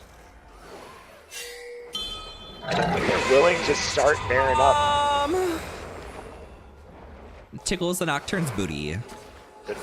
So it's damage that's going to dissuade them from doing much in this in the Baron pit, and lets them Out of here, Timbers. maintain wards. Tiltery Clinton looking for a flank angle, perhaps, if they kite up. That Malphite ult is up. Nocturne dive going in. All of the ults available. The chase begins. Whack. Smolder getting wrecked. Maybe we'll catch that Braum too. So we're gonna go get this Baron. Oh no, Tiltery said, I'm going to get this Viego. You greedy bitch. Get over there, help your team. It has been all night though. They've really committed to doing these objectives, and if possible, they try to let Tiltery Clinton farm. Obviously, with this team, they're gonna need the DPS from Vayne. Oh yeah. Any reasonable amount of time, so coming over. They're still struggling too. Yeah. Oh no. Oh no. Oh no. Oh no is right. Malphite was the team's dedicated answer to this mid lane Viego. Doesn't get it and gave away the tank. A disaster there for Nyla's Naughties. I think they just thought for sure they were going to be able to do the Baron with just the three of them, and they could not. Oh man.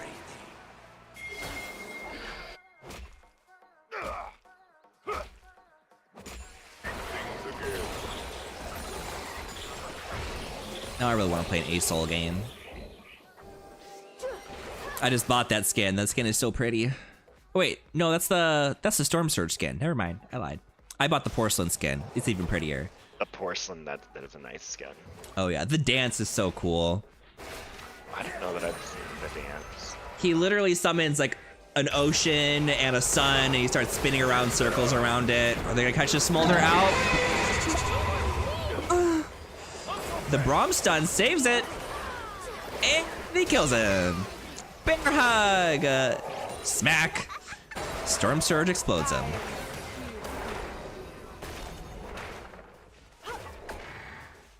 Yeah, A-Soul's dance adds music to it too, so he'll start doing a little dancey thing and adding music. Oh, Carl's gonna get exploded. Another full collapse, so now they have a numbers advantage. Eaten by a little girl. Ha! They've got a numbers advantage. I'm sure they're going to move into probably the bot side of the map and try to take some vision control of those dragons. That has been the priority for Nyla's Naughties. And Lad actually posturing the wards defensively into the own jungle wants to make sure that that the enemies can't move forward and get the jump on them, giving them safe angles to kite back into. We'll need a few, I think, on the actual dragon itself. Jump on D's nuts. Got him.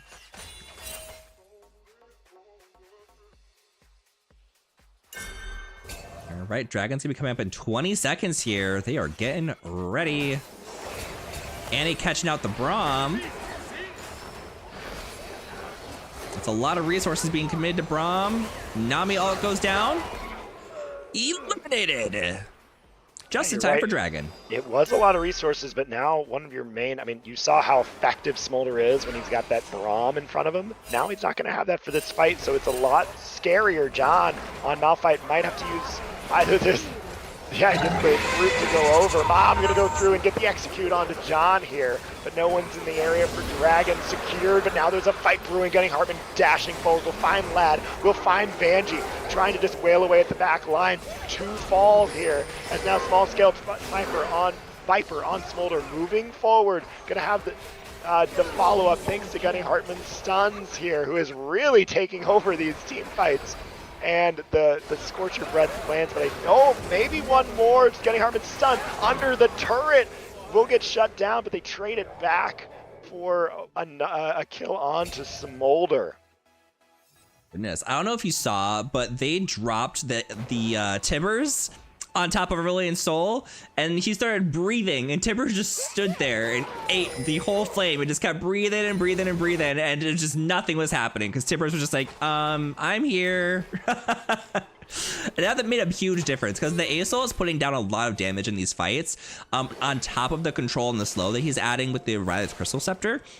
So taking out all of his procs of his passive is a massive game changer in those kinds of fights.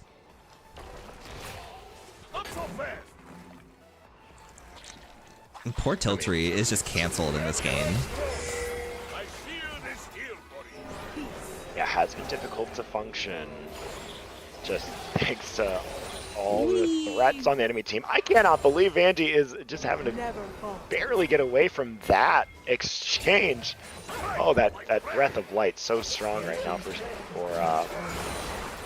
Vibros and Aurelion Sol. Everyone just having to flash away from Vibros, who's showing no fear. Destiny's Child do not have any. Oh, ASOL going in and wiping them out. Triple kill. Vayne making her way back. Meether says, no, poor John. Gunny tore us up on Viego last week too. Gonna have to start banning that instead of Yi. Left Late Nate says, I've never seen his Yi because everyone always bans it. I'm scared of it. As you should be. It's absolutely terrifying. Gonna go Vayne spotting again, trying to 1v4 here, looking, but decides to back off. And that's the thing, they're giving Tiltree the space to go and farm these side lanes when they feel like they can, but then they're stepping a little too far forward, and just the poke, and really it was more the poke. Yeah, there was some catch potential there, but like the poke that Vibros put down as he just walked into the enemy team and just breath of light all over them, just chunked them down, and the fight was. There was no fight. It was just they were all way too low to do anything. They did not have their carry, who was on the opposite side of the map, and so I think they're going to have to. I think they have to rethink allowing Vayne to split push in the bot lane. You said you think they should let her split push? No, I think they have to rethink allowing Vayne split pushing in the bot lane because it's too dangerous and there's too much engage. Gunny Hartman has done a great job of finding those. Dashes forward into the stuns. Yeah, they don't have a split pusher on their team. Like, they don't have the option to even do that. They need every single one of those people in a team fight in order to succeed in these fights. So if that means giving up a side lane, they're gonna have to do it and just pray that they can ARAM it or something. They find a pick, and now they're committing a teleport. Gunny Hartman trying to run away, but the unstoppable force comes in, and he's dropping up two. One is gonna get out balanced now in deep, but is going to find it out. Mom comes through, tons of damage going down, which puts Nihilus Naughties on the back foot, but they have still come away with 2 kills, and everyone's still up. So they'll reset and try to find something on the map off of this. We do have Dragon coming up soon, and lots of important cooldowns from both sides have been used. Smolder is just about to reach his stacks. He's at 219. We'll hit it mid-fight if nothing else. 100%. Smite steal. Ah, shoot.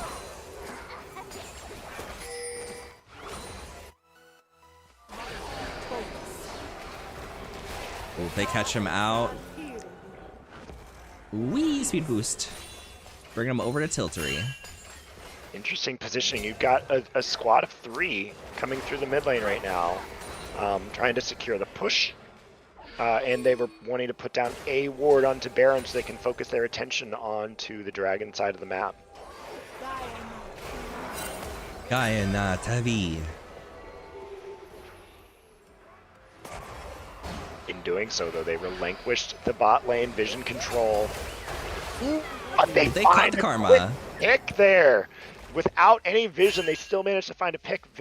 Annie, too strong there one stun and you are eliminated. However, Vibro's going to be putting on a world of hurt in the top lane here. As they're forced to go, and they do. Flashing forward to Tilbury Clinton. They find a shutdown onto Smolder. There's the damage gone. They're going to be able to clean up. Tilbury Clinton has a wide open lane here. Going to try to chase down Mounds while the rest of the team turns to defend the base and to take this dragon. Has been destroyed. Ooh. Slow will be superior. Looks like Bromswell. Red team's inhibitor has been destroyed. Slowest dragon take ever. A little bit faster than out of Vane's here. Yeah, Tilbury Vane needs to finish that third item. Once she gets to that third item, she'll be able to start putting down some hurt, but right now she just doesn't really have it to get anyone down quickly, at least. The farm is just not there early, thanks to the roaming that was put down, and just the control that Smolder had of the lane. And so you can just see Tilbury wants every kill that Tilbury can get, and it's chasing them if she has the opportunity to do so. I wonder if they're gonna go into like the Terminus, or if they're gonna go into maybe a Wit's End. Oh, Static Shiv. Okay, third item Static Shiv. It is a quick spike. It's so cheap right now for what you get. So can be very strong and provides that little bit of AoE damage as well.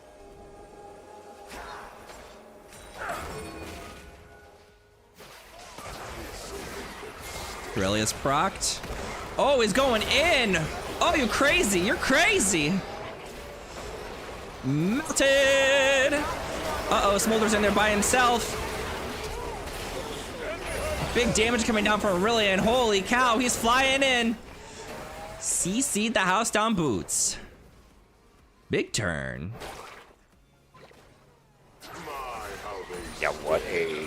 they unfortunately, Destiny's Child thought he found Vibros alone, immediately goes paranoia onto what he suspects is one target and runs into Gunny Hartman.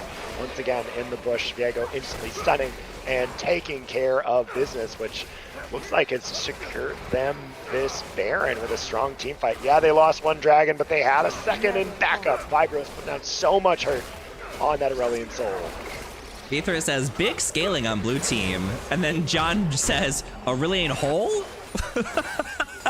Aether says, no! Dr. Fox also says, no. Dirty, get out, banned.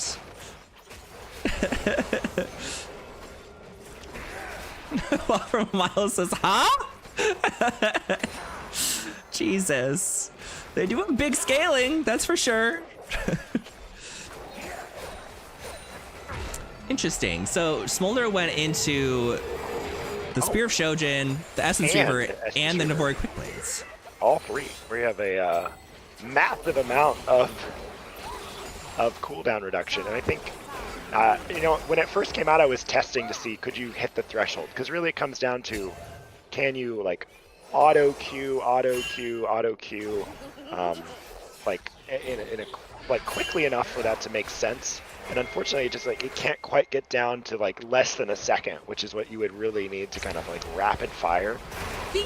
One thing that can be rapid fire though is this Nocturne ultimate. It is up constantly. They're diving onto the Smolder, who's trying to stay alive using Mom defensively to get that healing, but they find the pick that they really want. There's one of the two dragons down, and they have tempo on that bot wave, but Gunny Hartman once again going forward. They're trying to take off this very tanky Malphite. Can't find anything. The wave comes through from Vladimir, hits a knock-up onto one target. No follow-up right now, but Vanjie is trying to see if they can find some bursts onto a priority target.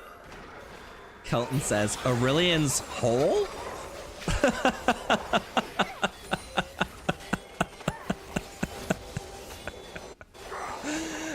No!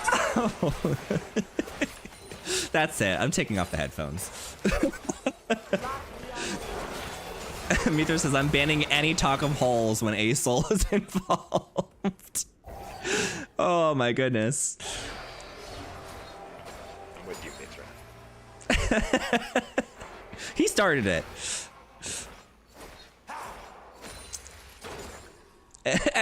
Laughing Nate says, everyone else's hole is fine though? Question mark? Oh. Alright, Well, no more hole talk. Even though it was well defended by Nyla's Naughties, Kaisa's Kittens ends up taking getting two of these inhibitors, I think mostly because of the fear here that they have to respect Aurelion Sol and Vibros piloting this champion, and now they have a lot of control over this third, what will be their third dragon. Using Baron very effectively. It looks like they're going to take down a third inhibitor. They're going to threaten it. Vanjie though wants to flash forward, no stun available, and Aurelion Sol does not go down. A lot of damage going though. Both the dragons flying away, but Destiny Style diving onto the back line, going to try to take down this Aurelion Sol. Will get the shutdown. So one of the two dragons now down. Can Smolder carry this fight for Kai'Sa's Kittens? Gunny Hartman jumping in, everyone immediately committing to the peel, but no one can get onto Saw-Scaled Viper, who's doing a little bit of damage at a time. Now Tiltery Clinton joins the fight, starting to put down those silver bolts onto a target, gets down Mowins, and now Saw-Scaled Viper comes forward, getting Laden immediately flying away, has Flap available, and will try to run, but you have the entirety of Kai'Sa's Kittens of Nyla's Naughties in pursuit of Kai'Sa's Kittens. They have the angle, Vanjie on the side, trying to find this one more kill that hopefully will springboard them into a dragon. They're all so low, they're in danger of getting executed, but the execution instead comes from Destiny's Child. Jeez. You got so intense and I was reading all this chat about holes. I heard you I heard you chuckle in the middle of that, and I was like, I have to ignore chat. 100%. It's the karate rules. Keep it above the belt. And then Sam said, moving right along. Cult says, let's keep this chat wholesome. And Meether said, Sam, breathe. If the players on the screen will give me the opportunity to, they secure that Wind Drake for themselves. They get up to Sol, Nyla's Naughties, trying to get their way into this game. Look how close it is at almost 40 minutes. 64,000, almost 63,000, bang even, and Vibros trying to just fly away. Neither team wants to give anything easy at this point. Yeah, 40 minutes. Oh my gosh. One of y'all needs to ace the other, because this game's got to end. Chroma's got a bedtime.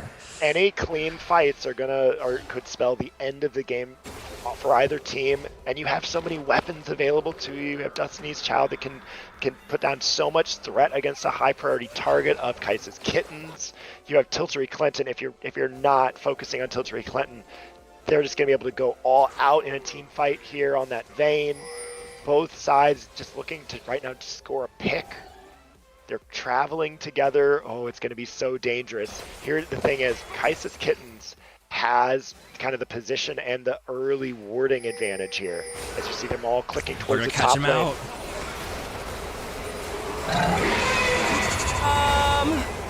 Holy shutdown. Big AoE damage. Oh my goodness, the execute just getting closer and closer.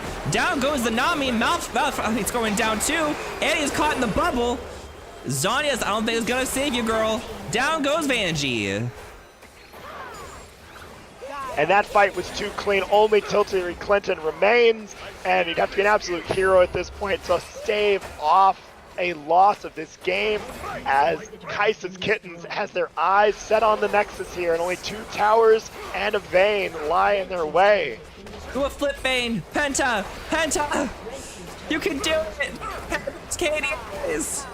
The Dragons scaled into the late game. Finally a fight where both of them are able to stay up, and that's what it took to take down the Nexus. 3-0 tonight, going to Kai'Sa's Kittens on the final game of the season. Nyla's Naughties putting up such a great fight the whole way through, but coming out just behind. Congratulations, Kai'Sa's Kittens. Oh my god. That game was so back and forth.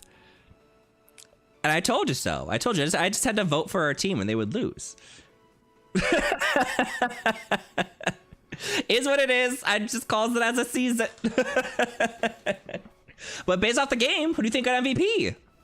That's the real question. One player in that game that was so proactive on the map, making plays and just buying time for these 2 dragons to get to where they needed to be, and that was Viego. Gunny Hartman playing Viego so well, hiding in bushes, flashing forward, getting stuns, playing Viego like some sort of an initiation machine that you don't normally see, willing to let his carries carry while he went in there and just did so much disruption and overall and providing the CC to make sure that his team was able to get that late game where finally the Dragons were able to scale.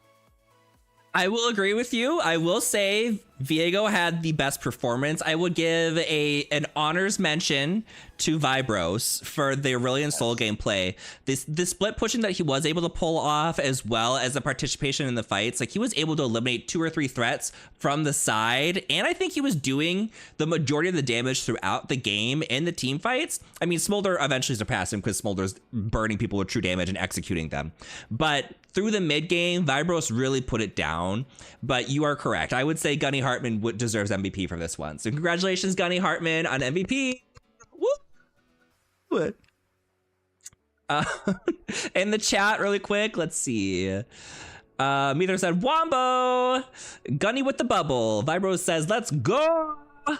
Vibros also said Dragon Bait. Drag them through the mud. They were here and then they were drag gone. Gunny Hartman says Nami main. Go Gunny.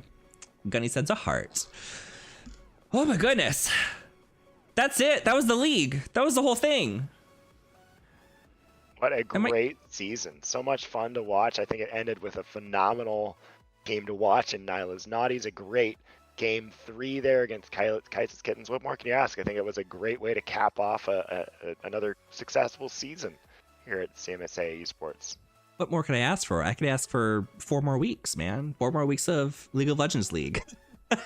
This is my favorite thing to do during the week. I love my Tuesdays.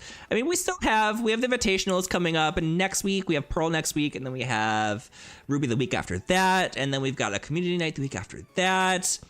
We've got C2E2 coming up, so we've got stuff to do. And we've got more streams planned, so I guess I'll still be busy. But, you know, it's just not the same as League of Legends League.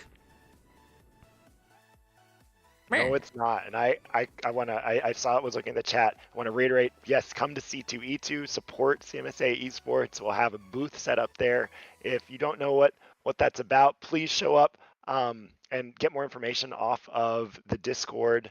It is going to be such a great time, April 26th through April 28th. So mark your calendars. If you are still in the stream and you're listening, when you guys go into awards after this, because there will be some awards, make sure you tell everybody who isn't watching this to go follow the stream, because we are so close to 500, and it was our goal to get to 500 by the end of this episode. So let's make that goal happen. And again, we need 14 more followers, 13 more followers. We're so close. So if you have friends in the league who haven't followed us yet, please beg them ferociously to follow the Twitch. I'm trying to think what else is. Basically, all of the leagues wrapped up this week, huh? D&D wraps up this week. It's gonna be the last week on Saturday. I think Fortnite has this last week as well. Or Fortnite just ended. I can't remember. Overwatch just ended. Dead by Daylight ended. Oh my gosh. It's all over. Okay, I'll stop crying.